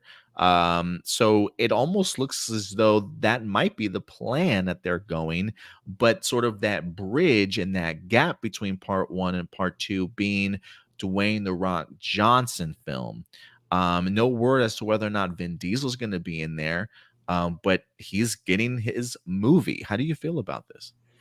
I always looked at Hobbs and Shaw as a spinoff to start off with. You know what I'm saying? Starting their own universe, their own world, and what they were doing. I thought that was the whole point of what was happening anyway. I really don't feel like he ever left the universe. I think what happened was that he no longer wanted to work with Vin Diesel for whatever, you know what I'm saying, situation they had. But I really feel like most of that was put on for a promotional aspect to promote the movies that, you know what I'm saying, were coming up to start off with. Because with the tension that they had, you don't just get over it like that, like, hey, I'm coming back to do the movie. But with the lackluster performances that The Rock has had at the box office as of late, you know what I'm saying, with his action films, he probably went, hey, bro, let's just squash that. You know what I'm saying? I can't get movies that I need greenlit. So let's go ahead and help me build back up my blockbuster name without me having to go wrestle. You know what I'm saying? My cousin Roman Reigns, because I don't want to do that. Because I don't want to lose to Roman because I'm the real tribal chief. You know what I'm saying? I just feel like it's a whole bunch of stuff going on in the background. I like Hobbs and Shaw. I liked Hobbs and Shaw a lot. It's high on my Fast, you know what I'm saying, movie track list. I thought it was a good movie. To me, I hold it like to the same accord of a Tokyo Drift, where I feel like Tokyo Drift was a really good underrated movie. So I'm happy to see another Hobbs and Shaw, you know, jump off. Stretching these movies out for the Fast and Furious series. Fast and the Furious ended after Tokyo Drift. Or if we want to be honest, Fast 5. After that, it became The Expendables Part 2. So I feel like this is a totally different series. I look at it as this is already a continuation of what we had. Maybe Dom is in a coma, sleep, and he's fantasizing about all this while he's in a coma. And then he wakes up at the end of this and all his family is around him. And he just goes, I had this amazing dream. You were there. You know, like I don't know what's going on with this anymore. I saw this movie and a lot of the stuff they were doing was a reach, and everybody can't come back from the dead, and they're proving me wrong. So I don't know. Stretching this out into a trilogy doesn't make any sense when it would be the 12th movie in the series, I believe, 12 or 13 movie in the series. So how is it a trilogy? did we just start all over again? But we'll see what happens. I don't know. It wouldn't be a trilogy. It'd be like a 12 pilogy or something like that, because there's other movies in this franchise. This isn't the third movie, and it's not the same. It's not a different story. It's still a continuation of the same story. So I have no idea what their thinking is when it comes to this. Yeah, I'm kind of lost too. Then again, I haven't seen Fast X, so I don't really know how it ends to even lead to his return. But it definitely feels like there. I mean, look, the fact that we have a Fast X is already sort of unbelievable to me. But now we're definitely just milking it. Like now this feels like if you're milking anything, that now you're milking it. Like if you weren't milking it before, you're definitely milking it now. I really don't feel that there's a need to make this Fast X sort of turn into its own individual trilogy, if that's certainly the route that they're going. And look, so let me bring up what The Rock has said in regards to his return. So let's see here. What are his quotes? He says, Hobbs is back and he just got laid. Oh, because he was wearing like one of those Hawaiian leis or something like that. Luke Hobbs will be returning to the Fast and Furious franchise. Your reactions around the world to Hobbs' return in Fast X have blown us away. The next Fast and Furious film you'll see the legendary lawman in will be the Hobbs movie that will serve as a fresh new chapter and set up for Fast X Part 2. So again, is this Dwayne The Rock Johnson taking over another franchise? That's what it sounds like? Like he's starting a fresh new chapter. I guess the balance of power is about to change or some shit too. Last summer, Vin and I put all the past behind us. We'll lead with brotherhood and resolve and always take care of the franchise, characters, and fans that we love. I built my career on an audience first mentality, and that will always serve as my North Star. Congratulations to my Fast family and Universal Studios on the global success of Fast X. And as always, Hobbs is motivated to help take the Fast franchise to a new and exciting places for fans worldwide. So that's what it feels like, Indy. That's what it feels like. That homeboy right here is like, look, Fast X might be ending for Vin, but not for me. And while this ain't a Hobbs and Shaw spinoff, it literally is a brand new Fast and the Furious movie. My God, this franchise isn't done. And I don't know where it's going to go from here, but Dwayne Johnson is certainly taking the lead. And if anything, like I don't even know what the box office is right now for Fast and the Furious. I really don't think that this movie is going to make as much money as the previous one did. Can you look that up for me, Indy, what the box office is? And if things start kind of going backwards for this franchise, when you already put the most bombastic special effects, and as you stated, Indy, like this franchise has probably jumped the shark a long time ago. Like when you're continuing to make more and more reaches and things become more and more unbelievable for people, it's really hard to kind of get those people back into the box office and back to seats. So did you find it out? Yeah, I got that for you. 603,270,000 is where it's at right As now. of right now. Yeah. What was the last give me the last two Fast movies box office? So I'm look, if things are going in a downward trajectory, I would be like, look, we got to bail ship on these ideas, man. Let's just wrap this up, but I guess not. Okay. Fast 9 made 726 million. Okay. So they're on pace to beat the numbers for Fast 9. That's good. Fast 8, where'd it go? 1.2 billion. Okay, so we are going. So 1.2 billion dropped down to 800 million, and now we're at like 620 million. Yeah, 620 million. So we'll see where this movie ends. But they are kind of going in the downward trajectory here. And I'm wondering if at this point they're just thinking to themselves, Jonathan says he needs to do another movie with Kevin Hart. Netflix special. Wait for it. Kevin Hart will end up being a villain in the next Fast and the Furious. No, God, please don't. So we'll see what happens here. But look, I do want to jump on something else that you mentioned here, Indy. There is a report that is out. This came to me from comingsoon.net in regards to maybe one of the reasons why he came back. The report says Dwayne Johnson has had a really hard time getting green lights for movies. It says this comes from film critic Jeff Snyder. He says The Rock has had a really hard time getting green lights.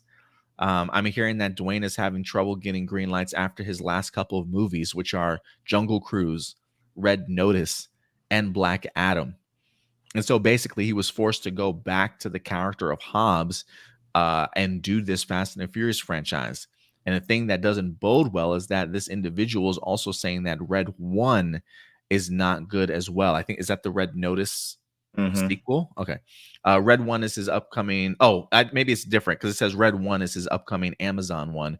And I've heard that Amazon is the latest studio to be like, yeah, we're done doing this experience again, sort of thing. So whether or not you want to believe Jeff Snyder in regards to what some of his sources are saying, I think the fact that we're also kind of putting together those pieces, might say something here in regards to the trajectory. I mean, look, I don't blame the guy for going back. Sometimes you got to eat a piece of your own humble pie. So the fact that he really kind of made up, it looks like, with Vin Diesel and the rest of the Fast crew to go ahead and somehow, literally, like, it boggles my mind that the man has managed to come back and somehow convince them to give him a movie of his own after the trajectory of his last couple of ones. So if Amazon's speaking like that, maybe they just figure this is probably more right up Dwayne "The Rock" Johnson's alley. Maybe he just fits this Hobbs character. They made a shit ton of money off of him last time as well. I think that movie made like $700 something million, almost equivalent, if not better, than one of the recent Fast and the Furious franchise movies. So he was definitely drawing a lot of attention there. And so I'm assuming, if anything, they probably think that they can make movie magic again with this guy.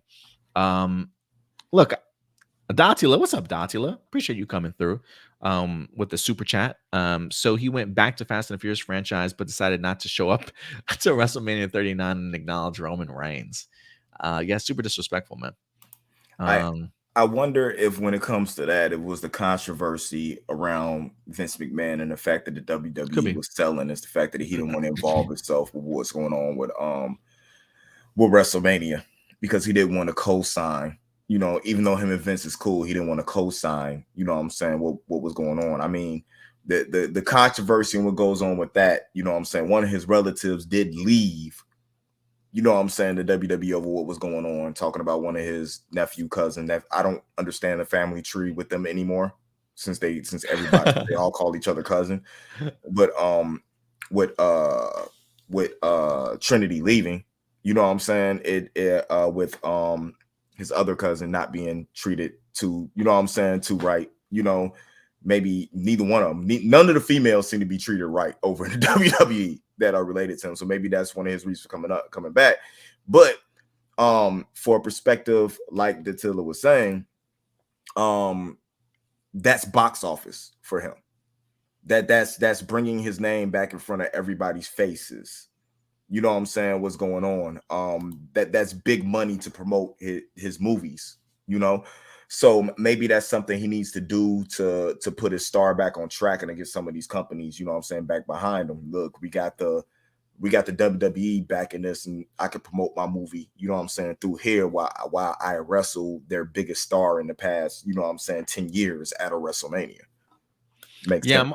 I'm almost surprised that he didn't, just because I would think, I think that when we saw the flop of Black Adam, I think a lot of us assumed, oh man, he's got to go back to WWE now. At least I think the idea of the fans wanting to see him would definitely be a positive spin to a lot of the things that he's been dealing with lately. Because I don't feel like the media has been too kind to Dwayne Johnson in regards to everything that's been happening. But sometimes you got to take an L, and like I said, eat that humble pie. To me, I think this makes sense in regards to at least going back to Fast and the Furious franchise, just because it was a great moneymaker for you. People did love seeing you sort of in that franchise. You do need to certainly sort of put that positive spin certainly back on your name. But at the end of the day, it's like, while I get the move the things that he's saying to me just almost makes me feel like he hasn't learned his lesson. Like he's trying to put everything on his shoulders again and be like the centerpiece of another big franchise. Like it didn't work for you then for the DCU. you know I it's one of those things where it's like maybe I'm not sort of, I don't want to say lead role material, because I think he potentially could be, but I think he's got to be a hell of a lot smarter about the roles that he certainly is taking. I'm kind of over the comparing him to somebody like a Batista. Batista feels like he's in a much better position, acting wise, than what The Rock is He's the currently in. better actor. He is the better actor as of right now, and it's like The Rock is he's trying to take advantage of these opportunities to make himself sort of the sun, and everything revolving around him, and unfortunately it just feels like it's not working out for him. And so I think a different trajectory is certainly something that he needs. But as cool as it is to see him back, I mean, I'm excited for the guy. It just feels like he keeps saying the same things that got him in this situation in the first place, almost like he hasn't learned the previous lesson. But we'll see, man. We'll see what the direction of his movie is going to go. But I feel like Fast and the Furious is losing some steam here. So we'll see how the franchise. Am I tripping, Indy, you think, or what? No, you're not. You're definitely not. Fast and the Furious has been losing steam for a while. I think the thing that goes with this is I think the delay in the movie is what hurt it the most. There was so much anticipation for this movie before the pandemic happened, and then when it got pushed back, I think that's what hurt this series so much. Yeah, you definitely might be right. Hold on. I honestly think he already did. I think he did that on social media. But I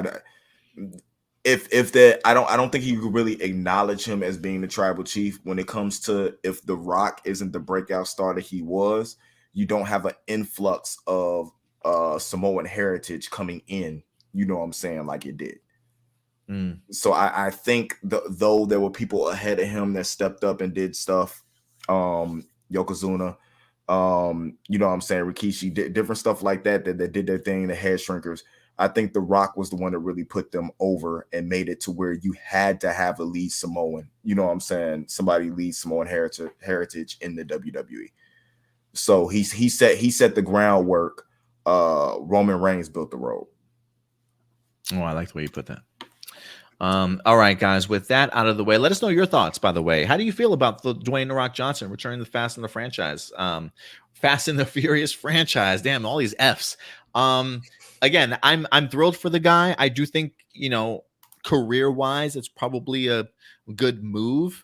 But it just feels like the same old. But let me know what you guys would like to expect from the next Fast and the Furious movie down below, starring Dwayne "The Rock" Johnson. And with that, Indy, we will move over to another movie topic. We just kind of talked about this a little bit during our honorable mentions when we were talking about the live action Moana.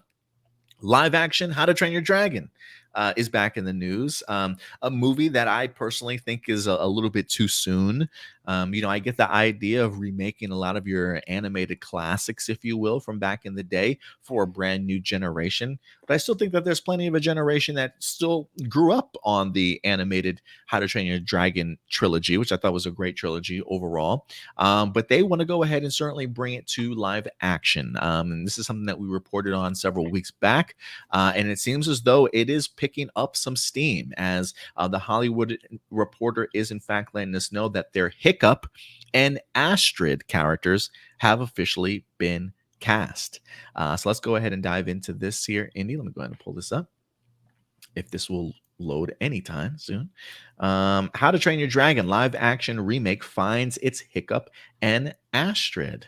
The Black Phone star Mason Thames and The Last of Us actress Nico Parker have in fact been cast. Mason Thames, who starred in Universal's horror hit The Black Phone, and Nico Parker, the rising actress last seen in The Last of Us, are set to star as Hiccup and Astrid in the feature being directed by Dean DeBlouse. Universal has dated the feature for March 14th, 2025. Using the books by Cressida Cowell as a jumping off point. How to Train Your Dragon focused on a special friendship between a young and unheroic Viking boy named Hiccup and Toothless, an injured dragon he nurses back to health. The movies chronicled Hiccup and Toothless's quest to combat humanity's prejudice against dragons, the ache of overcoming the loss of a parent, and first love. So yeah, these two, it says the search for live action counterparts took many months of looking for actors who could grow into the roles as much as the characters themselves grew into maturity in the movie franchise. The franchise was unique in that each installment made jumps in the age of the protagonist to highlight life events and make it a true coming of age story. And Dean DeBlouse will be writing and directing the project as well. And I believe, did Dean DeBlouse also do the animated versions too? If you can look that up for me, Indy, real quick. So yeah, they have found that. Look, I'm gonna be honest with you. You know, after reading this, there was a sentence in here that really jumped out to me that I did not know, Indy. And I'm curious if you know. Did you know that these animated films were based off of a book? Yes. I had no idea. And that does make it a little bit more interesting to me, in the sense that he was the. I'm sorry. No, go ahead. He was the writer of 2 and Hidden World. Oh, okay. So he did write the second one. He didn't direct it though, right? He was the director, producer, and screenwriter and animator of of 2 and the Hidden World. Okay. Is the Hidden World the third one?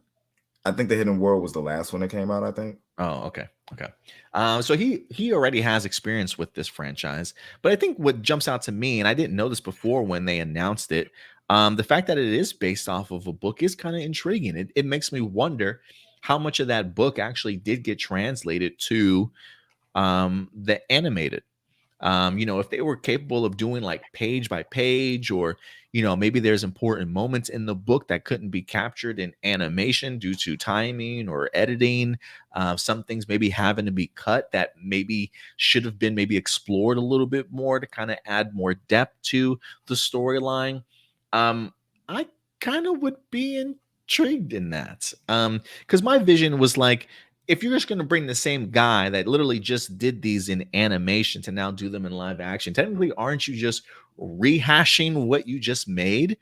And I always think that, look, if you're going to adapt from animation to live action, you got to bring at least something different, right? Whether it's brand new musical tracks to it, storyline moments that either have changed over time, or ones that you want to include that you couldn't certainly have done previously. I do think that there is a fascination and a reason for why he would want to come back and do a live action over something he just did in animation. So this is a piece of information I did not know before. So I am hoping that that's one of the reasons why they've decided to go ahead and do this, is the sense that there's maybe more to the story that they can kind of tell. But if anything, I'm not too familiar with both of these actors. I want to say that when it comes to the Black Phone, I don't believe I've seen that. Well, I have seen The Last of Us. What episode was she in? Indy, do you recall her from Nico Parker from The Last of Us at all? I don't at all, but don't worry about it. That's what Google's for. I'm trying to remember like who she was in the series. I don't even know if she had a big enough role. Like it always baffles me. Like if she was in one episode, is that really like the credit that you're gonna know her as? Well, hold on. It's saying she had a scene-stealing role. Oh, okay. But regardless, look, I think they'll probably fit the roles perfectly. I can see this. She plays Sarah Miller in episode 1. Yeah, drawing the blank. She was Joel's daughter.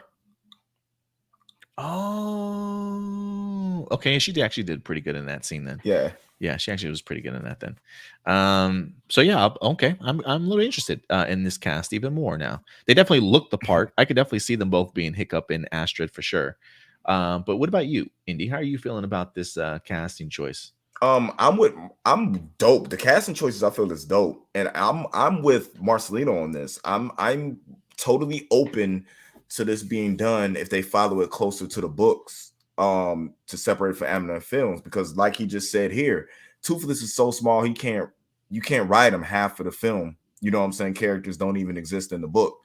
Mm. So like it's the book just felt like it was more to it than what you got in the animated film. But again, with an animated film, you have to get the meat out and to get to the conclusion so fast that a live action, I feel, can be drawn out a little bit more, because animated films are short. They're normally not as long as live action films, and there's a lot more story to tell when it comes to, you know what I'm saying, How to Train Your Dragon. Yeah, no, look, I mean, you guys, you've watched it live on air here. I didn't really care so much about this project when it was first initially announced, but learning from this article that there was originally a book definitely has me actually a little bit more intrigued. So I'm actually a little bit more open minded about this How to Train Your Dragon live action actually happening. And when Marcelino, highlights the idea of, like, there might be there characters that film characters don't exist in the book. I'm kind of curious, like, what's the tone of this movie going to be? Like, is it going to be childlike and lighthearted? Like, I'm sure it's still going to be that coming of age story. But are they going to up the ante just a little bit more, right? Like, with this live action, is this going to be PG? Is this going to be PG-13?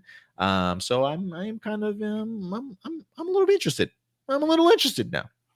So yeah, they're definitely winning me over with this news, and like you, Indy, I do think that's they look the part, so I'm completely cool with the casting choices here. If you guys are familiar with anybody's work here, though, if you've seen The Black Phone or if you've seen Nico Parker in The Last of Us, let me know what you guys have thought about Mason Thames and Nico Parker's work in the comment section box below.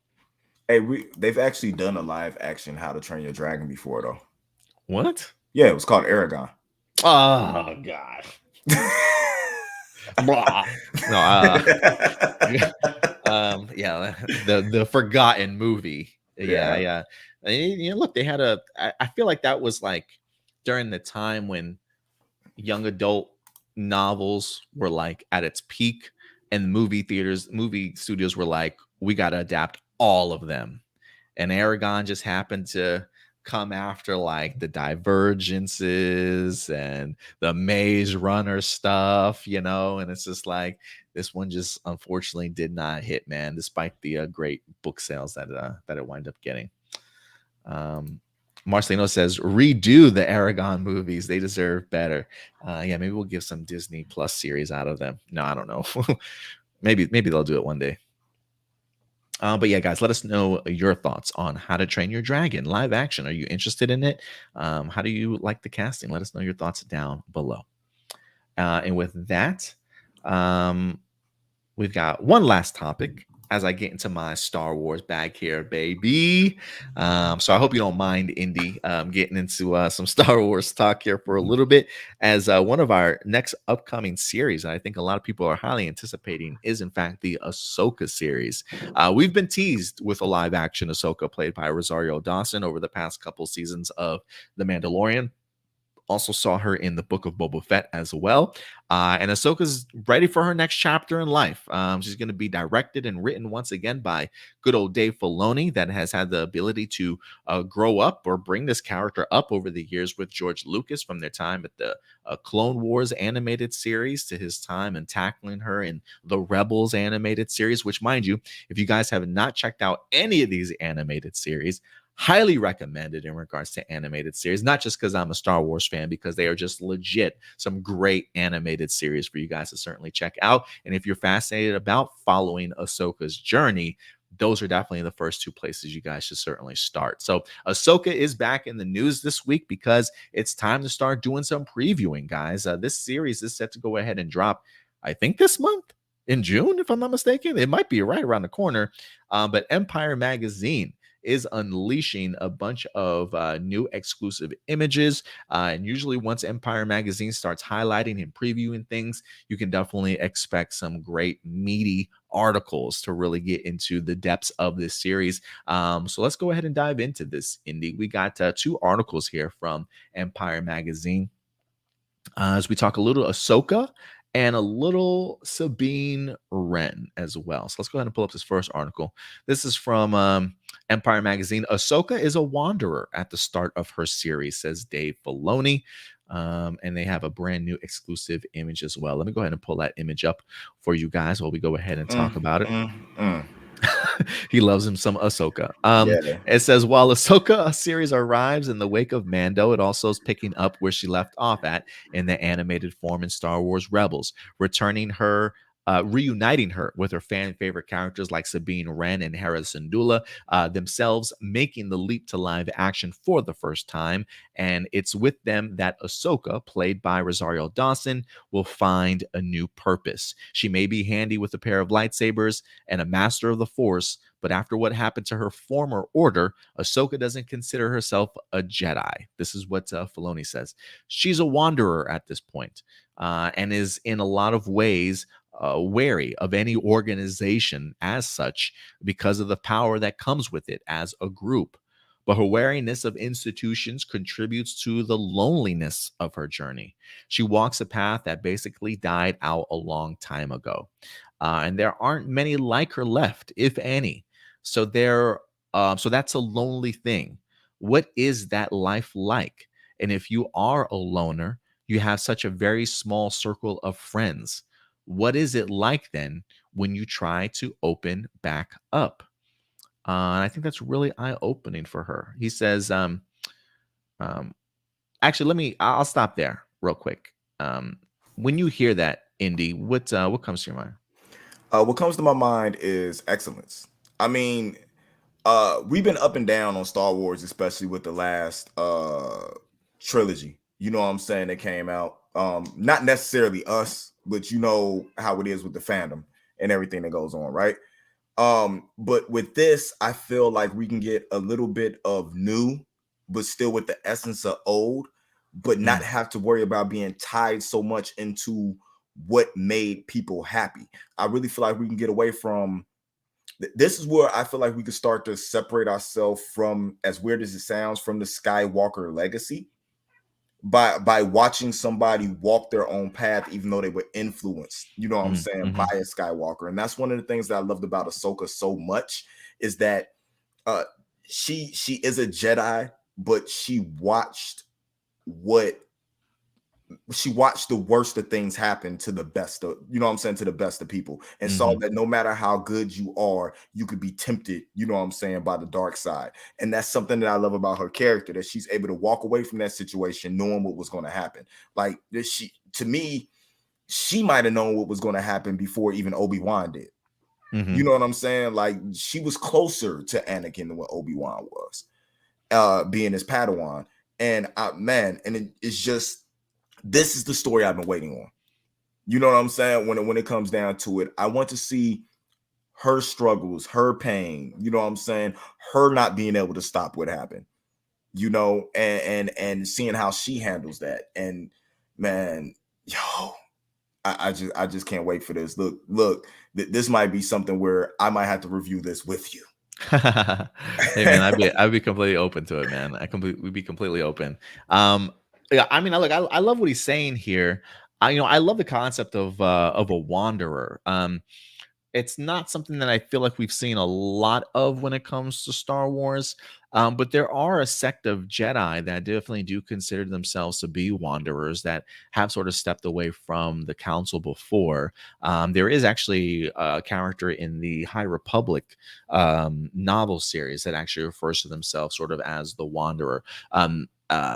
They may have a little bit of a different mindset from Ahsoka, but it all kind of comes down to the fundamental idea of like not trusting the organizations, seeing the flaws and sort of like the ego that comes with that amount of power that the Jedi have.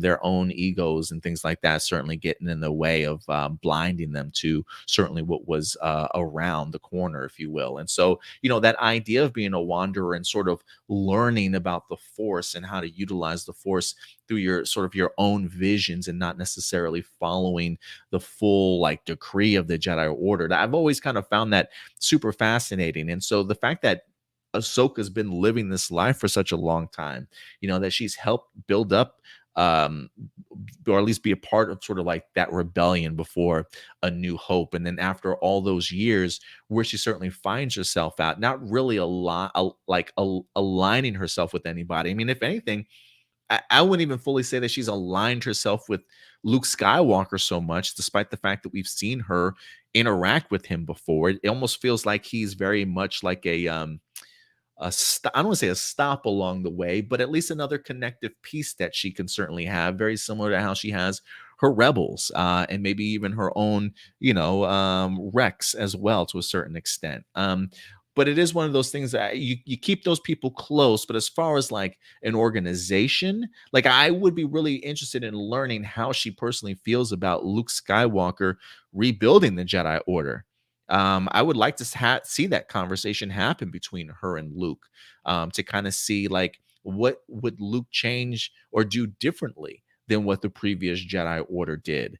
Does she try and warn him of their downfall, so he doesn't make the same mistakes, or does that hubris certainly come into play and he doesn't necessarily follow what she's certainly suggesting? So I am kind of curious to see her no longer referring to herself as a Jedi and sort of as this wanderer, this loner, what her mindset towards the Jedi Order would be compared to somebody like Luke's. But I dig what Dave Filoni's saying in here, the idea that we're going to be able to explore that idea of her not having that organization of people she can truly rely on. And what does that mean to kind of open yourself back up and letting these people in? I mean, look, we from watching Rebels, we clearly know that she's built relationships with these characters, but I think being a part of an organization like he's referring to as the Jedi is just a much different picture. And so I'm really excited to kind of see how all those years of really being a loner, what type of effect that definitely has had on her. So really interesting stuff here, if you ask me. But let's go ahead and dive further into the article. I think there might be one more quote here. With Ahsoka as the headline character and several Rebels favorites becoming flesh and blood for the first time, the animated series feels more vital than ever. And part of Filoni's test is to occupy a middle ground with viewers who may know Ahsoka's past adventures more closely than others. He says the biggest challenge was there's a whole bunch of audience that know her and a whole bunch that don't, but there's plenty of potential in that. So she has one foot in the Star Wars that a lot of people know because of her connection to Anakin. And yet she's all new and can go in her own direction, in her own way. I think that makes her an interesting bridge between what came before and what's really possible. It's not just whether the uninitiated will connect to it as much as Clone Wars and Rebel fans. The bigger question is, what will Ahsoka's co-creator George Lucas think? He says it's almost like when you turn in a big paper at school. It's like, here it is, fingers crossed, it makes the grade. So I think that's fascinating. What do you think about that idea? Like the idea of Ahsoka sort of being that bridge. Almost it feels like she's kind of a bridge between two generations of like Star Wars fans, in the sense that you've got people that have grown up with her, and yet this is going to be an opportunity for her to be exposed to brand new people. How do you feel about that? I think her and what's his name? Thrawn? Is that Oh, the Thrawn. Yeah. her and Thrawn are the only two characters that the two generations all like. Like, you know what I'm saying? That she's the one character where everybody can agree on that character's dope. Her and Thrawn. That's why I feel like she's the perfect one to be the bridge to a new generation. Not only is she badass, a female, somebody that you can, you know what I'm saying, check out and watch. She's played by somebody who's also universally loved by Good different point. generations. Absolutely. So it's going to be something interesting because I mean, the fact that she gets to bring in characters into live action that we loved from the animated series. is one of the biggest things to me. You know what I'm saying? I'm looking forward to these characters because Rebels is I loved Rebels. You know what I'm saying? I love Clone Wars, and we get a bridge of that. But also Rebels for a lot of newcomers, especially after the new trilogy, is what branched them into the lore of what Star Wars was. And now we're getting that on screen in live action to further bring the story to us, you know what I'm saying, in our faces. You know, it always trips me out when I hear people say Ahsoka is like their favorite Star Wars character. And I don't mean that like disrespectful to her, like in the sense of like, man, I can't believe it. But it like that makes no sense. Like, how could she possibly be anybody's favorite? Like, I get it. It's just trippy to me because to me, it just shows me just that new generation of Star Wars fans. Like I'm old, dude. Like I'm 40 years old, right? Like I have my favorites because that's what I grew up on. And it is one of those things continuing to really see like those that grew up during the prequel trilogies or at least grew up during the Attack of the Clones animated series and Rebels really sort of like attaching themselves. It's like growing up with this character, seeing them grow up and still being around all these years later to really appreciate the journey that the character has taken from animated to live action. It's one of those things like I don't know if I've ever seen that type of growth or love for a character. I mean, maybe like Obi-Wan Kenobi for some people. But to see just his growth over the years has been pretty damn Ahsoka's growth over the years has been pretty damn incredible because I do feel like a lot of people of this younger generation have certainly connected and grown a bond with Ahsoka more than almost any other Star Wars character that I've seen outside of somebody like Mando. You know what I mean?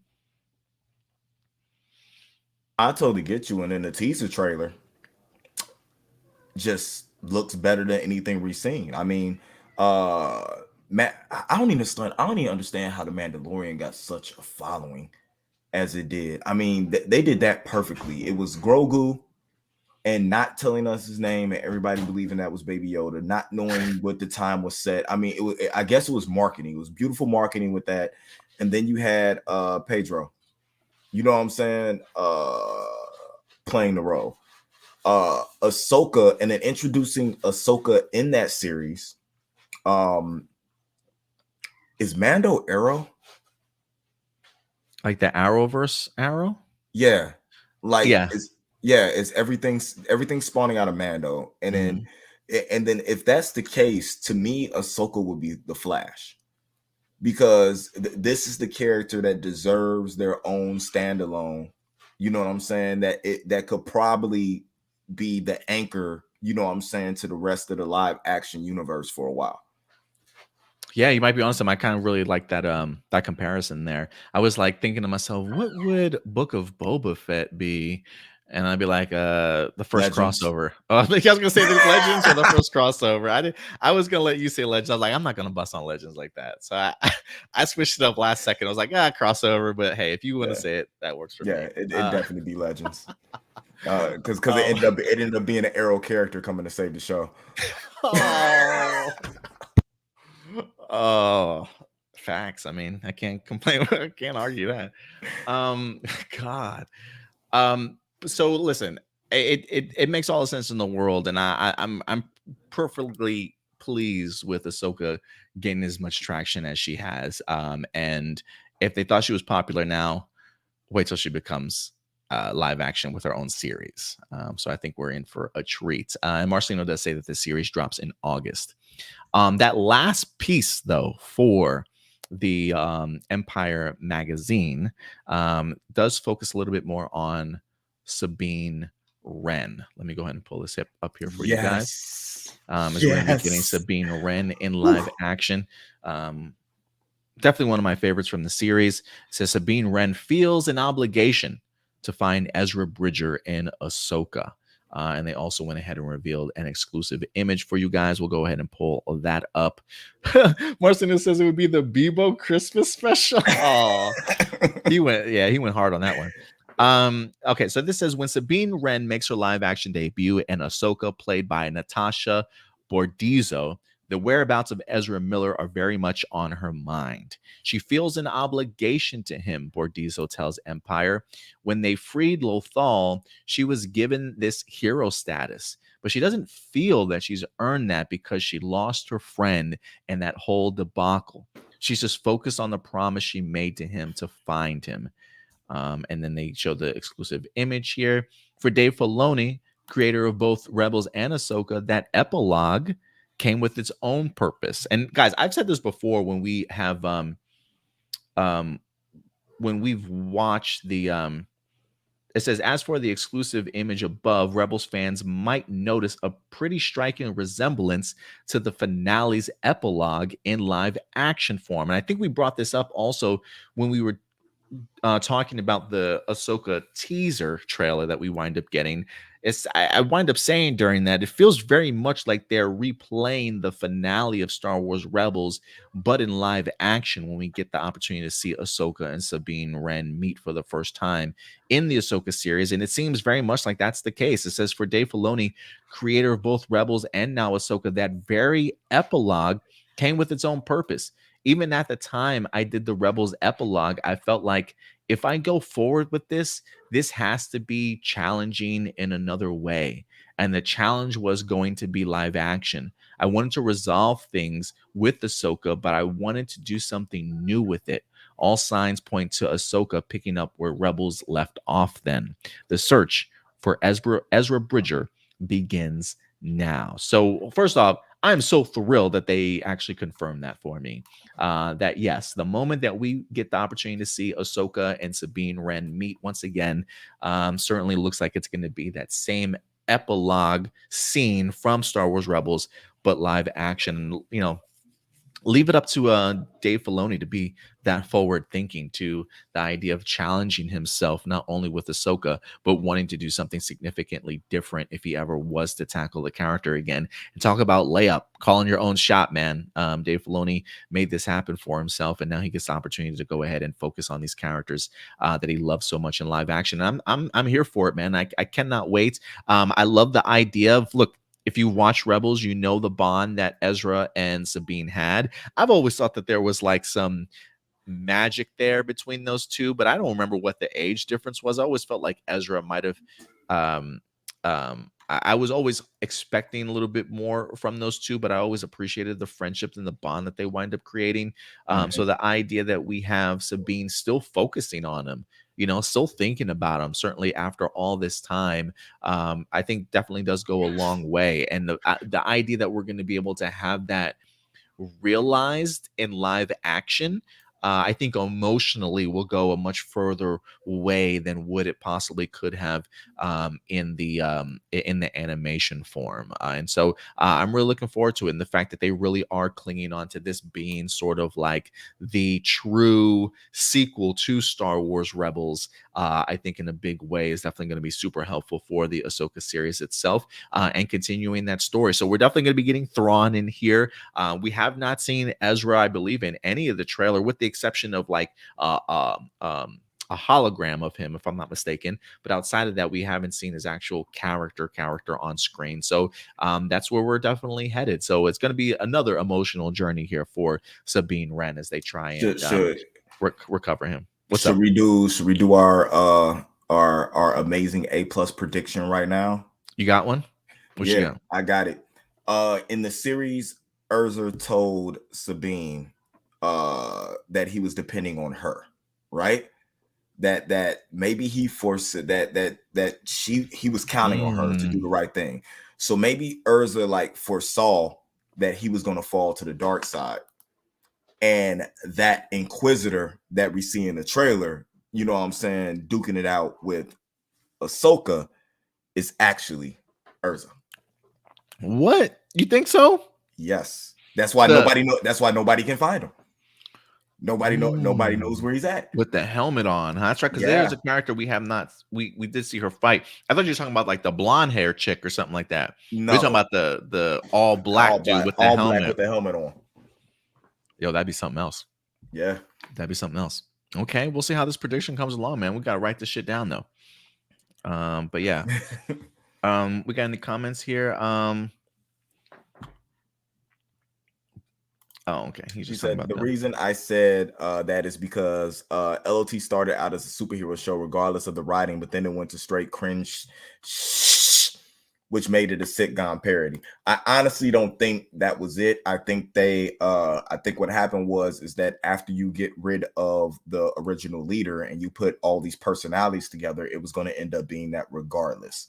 It was similar to what the Flash was when you had the original crew together. They were silly, they were goofy, they were cracking jokes all the time. I honestly thought that a time jumping romp, the way that that was done, Legends of Tomorrow, was dope, because to me it showed inspiration from Jumpers. I think it was Jumpers. I can't remember the one where they used to travel through time.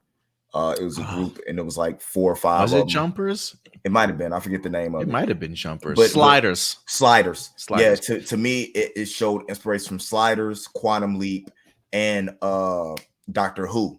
You know what I'm saying? On influence on that show, like all at once. So I like that aspect. After it got like that, it didn't take itself too seriously, is when it started to get entertaining, and it broke up the monotony of all the darkness between, you know what I'm saying, the Arrowverse shows. It gave you that good palate. It gave you that dessert, you know what I'm saying, to your main course. You know what I'm saying? If Arrow was the salad, Flash was the main course, that was the dessert, you know what I'm saying, when it came down to it.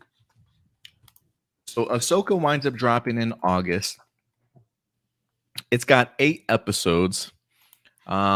I believe these are going to be significantly long episodes. I don't think they're going to be like 30-something minute episodes. I'm hoping that they're a little bit longer. But Ahsoka is ready to drop, guys. Let me know your thoughts. We highlighted Sabine Wren a little bit, her mindset going into this in regards to finding Ezra Bridger, along with Ahsoka establishing very much herself as a wanderer, and talking about the loneliness that certainly comes with that position. So let me know your guys' thoughts. How do you feel about the Ahsoka series upcoming? What's your excitement level? And let us know your thoughts in the comment section box below. I think other than that, guys, I think that will in fact wrap up all of our live viewer questions, or I mean all of our main topics for the day. So thank you very much, guys, for everybody certainly coming through and sticking around for these topics. But now, Indy, I think you know what time it is. It's time for me to go to work. Oh, yeah, you're going to get on out of here? Okay. Yeah, it's time for me to go to work. I got a 30-minute drive. Awesome. Thank you, guys. I know you're going to knock these questions out the park. Hope to see you guys soon. Check out that Anime Assembled episode that went up earlier. Yes, we got a brand new Anime Assembled episode 34. I think you talk a little bit Spider-Man in there, some My Hero Academia as well. And some Pokemon. And some Pokemon news for you guys. So check out Indy along with John Forsaken, the anime encyclopedia himself. It is currently up on our YouTube page for you anime fans. Check it out. And look for my Flash review tomorrow morning. And because you might see me cry. Oh, have you recorded already or no? Yeah. You might see me cry. Okay. So yeah, we're gonna wrap up the Flash for you guys. So Indy, thanks, man. We'll see you later this week, brother. All right, peace. Take care. All right. With that out of the way, it is time now for live viewer questions. As we are in fact back, let's go ahead and get into these questions, shall we? So for those of you who don't know, how do I go about submitting a live viewer question? Well, I'm glad you asked. It's relatively simple. So usually during the middle of the week or after, we'll go ahead and post on our community tab. So go over to our YouTube page, click on community. And again, usually anytime after Wednesday or Thursday, this time I dropped it actually last night, a live viewer question post will pop up and you can go ahead and submit over your questions. Right now, we only have 4 questions, so not too bad today. I will go ahead and refresh it though, just to be on the safe side, make sure I don't miss anybody's question. Probably sort by newest first, just to make sure that we get this all correct. All right. First up, we've got Blossom. Do you remember Green with Evil saga? Oh, yeah. How'd it be if I had my Blue Ranger, Max, used the phrase Zach said about the Green Ranger being Rita's trump card. He says that about the Nightmare Empire when my new Ranger Zach returned evil. Like if the trump card line has been used, I'd say I think you can come up with another one. You can come up with another phrase. Did you see the morpher for Cosmic Fury yet? I was afraid they'd use Q Rangers. Thanks, Zordon. They didn't. I got plans for them. I did see the morpher for Cosmic Fury. The morpher that I have seen, Simon Bennett on his, IG and Twitter and stuff. That actual like prop piece, I think it looks awesome. I think the prop piece looks awesome for the morpher. They did release the toy version of it though. I think the toy version just looks like crap. Um, there's just no color to it. It just seems so bland and boring to me. And I know that it's meant to be a toy, and maybe this is like for a kid, so like they could take it out of the box and break it all they want to, sort of thing, right? Like this is definitely not a collector's piece. But even for like just a regular action figure, like toy of any kind, I just think the paint job just looks horrible. I mean, like it's cool that you got the dino colors and stuff there, but just the all plastic color, just the all gray color. Like I know it's not a lot of color on the morpher as it is, but can I get some shading? Something like I have no idea. Some stickers that I can put on there. Maybe it comes with a pack of stickers so you can, color it up a little bit more. I don't know. But just seeing the front of the package and the toy itself is a little bit bland. But the morpher, the actual prop piece, yeah, I'm actually a big fan of. I think the prop piece looks pretty cool. Marcin says, could you refresh the page? Yes, I'll go ahead and refresh it here in just a second. So yeah, Blossom, I don't mind the morpher. Morpher looks great on Simon Bennett, but as far as the toy, yeah, I can do without it. Ram Jam, what's up, Ram Jam? In MMPR, when Tommy lost his powers and Jason took possession of the Green Ranger powers, where Jason wears a dragon shield, you would consider it being the first battleizer? Damn. No, I wouldn't consider it a battleizer mode. And look, my definition of a battleizer, and this just is me, I've always just saw it as a solo Red Ranger item, when everybody can sort of use it, I look at it more as a power up, and really only considered a battleizer when it belongs to the Red Ranger. So in this case, I see it more of a power up to Jason than actual first battleizer. But that's just my definition for it. I could be utterly wrong, or you guys can have a different opinion in that regards. Ram Jam, I don't know if this question was asked before. Who would you have play Miles Morales in a live action Spider-Man? Should they move forward with him with making live action movies of Miles Morales and Spider-Man movie? I believe Indy had a suggestion.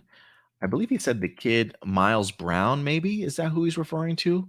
Miles Brown from Blackish, who plays Jack Johnson.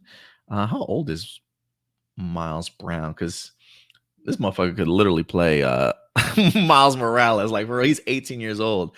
I actually do think that would be a layup. Some people were screaming for the he did mention people were screaming for the Stranger Things kid, which I do. I hear the Stranger Things kid's name comes up for Miles a lot, and also Static Shock. I wouldn't mind seeing it possibly maybe a Static Shock, but this kid Miles Brown that Indy referred to from the series Blackish, man, I almost feel like that's a layup. That might be a really good one. So I'll go with what Indy said there, because I haven't really thought about it too much. Like Shamik Moore came out, the guy who voices Miles in Across the Spider-Verse. I think he's like in his 20s. By the time they do a Miles Morales movie, who knows? I am kind of curious if Shamik Moore if he still will look young enough to be able to pull it off. He's got the voice, so we'll see. But I do think that Shamik Moore will be in the running for it. But I think for Shamik, it'll come down more to age. But Miles Brown almost kind of looks the part to me. Jessica Friedman, do you think there's a chance we could see a Young Justice season 5 one day? And then would you have liked to have seen one last Arrowverse team up episode during the finale of The Flash? So let me just say, Young Justice season 5, I do think that there's a chance simply because of the fact that it's been on HBO Max as an original. So if anything, if Young Justice continues to get great views on it, I can see them wanting to maybe continue that. I have not watched season 4, so I don't know how it ended. If it was open ended for like, hey, we could come back for a season 5. So if there's a possibility, I do think it's possible. And would I have liked to have seen one last Arrowverse team up? So while I personally haven't finished the Flash season myself, I will say there was talk, at least from Eric Wallace to Todd Helbing? I can't remember his name. The guy that's show running Superman and Lois, saying like, hey, if you guys get picked up again, you guys should totally do an Arrowverse sort of crossover thing or a team up thing. So I guess it might really come down to Superman and Lois. One, if it even gets renewed, and two, if he even wants to do anything Arrowverse related and bring people in, or just continue to kind of tell his own story. So I do think there's a possibility that there could be another team up or at least a cameo from the Arrowverse in the final season or in another season of Superman and Lois. I don't know if I'm going to put my money on it though. Like I'm very much just looking at the finale of The Flash as like the last time that we'll see this Arrowverse sort of team up until they decide to maybe create something new, because I do think that there is value in the Arrowverse and in continuing it in another sort of refreshing kind of way, if that makes sense. So we'll see if Superman and Lois ever do anything like that. Doomsday. Do you think that the Miles Morales live action movie will be placed in the MCU or in the Sony Spider-Man universe? Personally, I feel like it would be a good idea to have it in the MCU so that Peter can have a great send-off and be able to pass the torch onto Miles. And then are you hoping that someday Fast and the Furious franchise will come to an end? Yes, to number 2. So your latter question, yes. I've kind of fallen off since the Paul Walker passing. But I almost feel like fans themselves are starting to slowly peel off the Fast and the Furious franchise themselves. So I'm ready for it to end. As for your first question, do I think Miles Morales will be placed in the MCU or the Sony Spider-Man universe? I think it would be a missed opportunity to not have him somewhat crossover with Peter Parker in some way or another, whether that be in like Secret Wars where they got to team up or something like that. I do think that we should have them meet each other at some point in time. My worry is when you say something like so that Peter can have a great send-off, I'm expecting Tom Holland to have another trilogy. I'm not expecting him to have a 4th movie and then say sayonara. The guy's 27. I think you can get 3 more movies out of this kid for sure, and it'd be reasonable. As long as the storytelling is there, right? And that's what he said in his most recent interview. As long as you're moving the character forward and there's plenty of story to tell, I'll always certainly come back. So, by the time of as far as like a send off, does that mean I gotta wait to Spider-Man 6 in order to get Miles Morales pop up? I hope not. I definitely expect the Miles Morales movie itself to kind of be its own thing. But where is that going to be placed at? That I don't know. I don't know if he's just going to pop up in the MCU and then after Secret Wars, that's what places him in the Sony Spider-Man universe. The only thing that I do know is the Sony Spider-Man universe needs a Spider-Man. And currently right now, they do not have one. So it would make sense that they have somebody. So if they ever meet Miles and Peter, I don't think it's going to be for a long time. I think it's just going to be for a short and good time. And then one of them is being moved over to Sony Spider-Man universe. So I do think it might happen briefly, but after that, I think they're moving on to other things. So whether or not that's Tom Holland Spider-Man as a part of Sony, or if Sony holds on to Miles Morales as their own Spider-Man, I think Sony should hold on to him, despite me always being worried about how Sony tends to handle their characters solo. You know what I mean? Without the help of Disney. Marcelino. I know you and many people advocated for milestone characters like Static to be used in Black Lightning, but I personally see a few problems with that. The Black Lightning already had too many similarities to the milestone characters.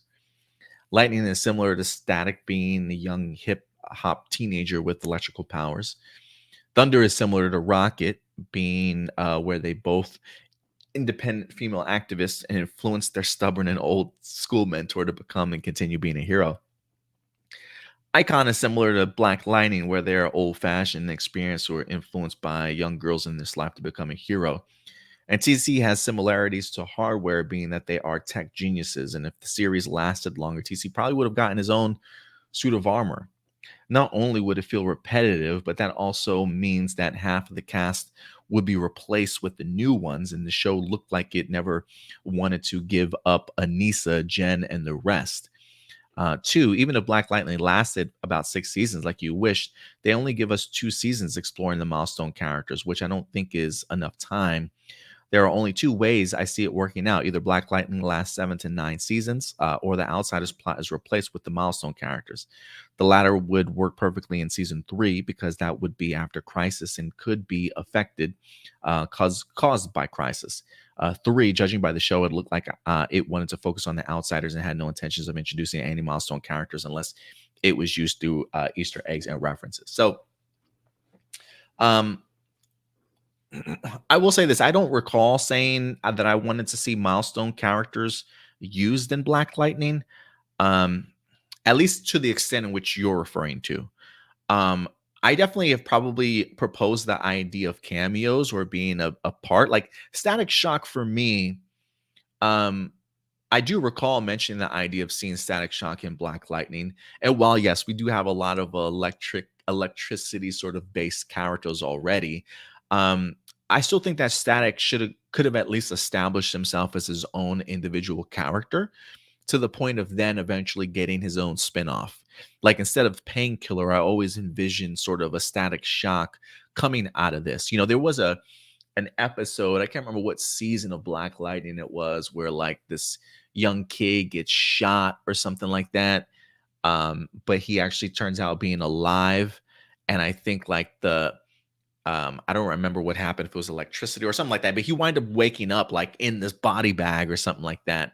And I always thought it would be cool, like if they tease like that kid to end up becoming a superhero or something along those lines, right? They had the whole storyline of them utilizing these kids that had been in like cryogenic freezes and stuff, and that had that had abilities, sort of thing. I always thought it would be really cool if one of those characters, or some of the kids that they always teased in this series that had powers, to turn out to be Static Shock, and have somebody like a Black Lightning become his mentor, and then Static Shock would definitely go on to do other things. Now, as far as incorporating other milestone characters into Black Lightning, I've never been on the impression that those characters would replace or join, because very much like the characters that they did introduce into Black Lightning, that always very much felt very Outsiders to me. That was always another spin-off series I personally would have liked to have seen, or if Black Lightning was going to retire, or if Black Lightning wanted to change into something else. I think the idea of an Outsiders, Black Lightning and then the Outsiders, would have been another sort of step in that right direction, because they were in fact introducing a lot of characters from the Outsiders, which makes sense based off of that usually being the group that Black Lightning is connected to. So, as far as maybe wanting to have seen other milestone characters, maybe it would have been great as sort of cameos, but I never intended for that to mean to join the team full, 100% or replace any of those characters. Like Icon, when I look at Icon, I don't even necessarily see him so much as a Black Lightning. Do they have similarities in regards to maybe their own personal life? But Icon is like Superman. Dude flies, he's got strength, he has all those attributes of Superman. So I view him very differently as than Black Lightning. But you make a good point. Hardware could definitely easily be in TC at potential point in his life.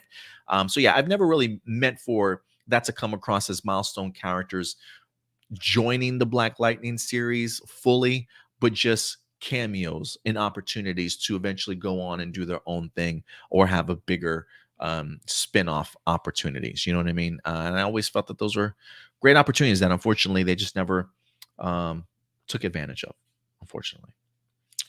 So yeah.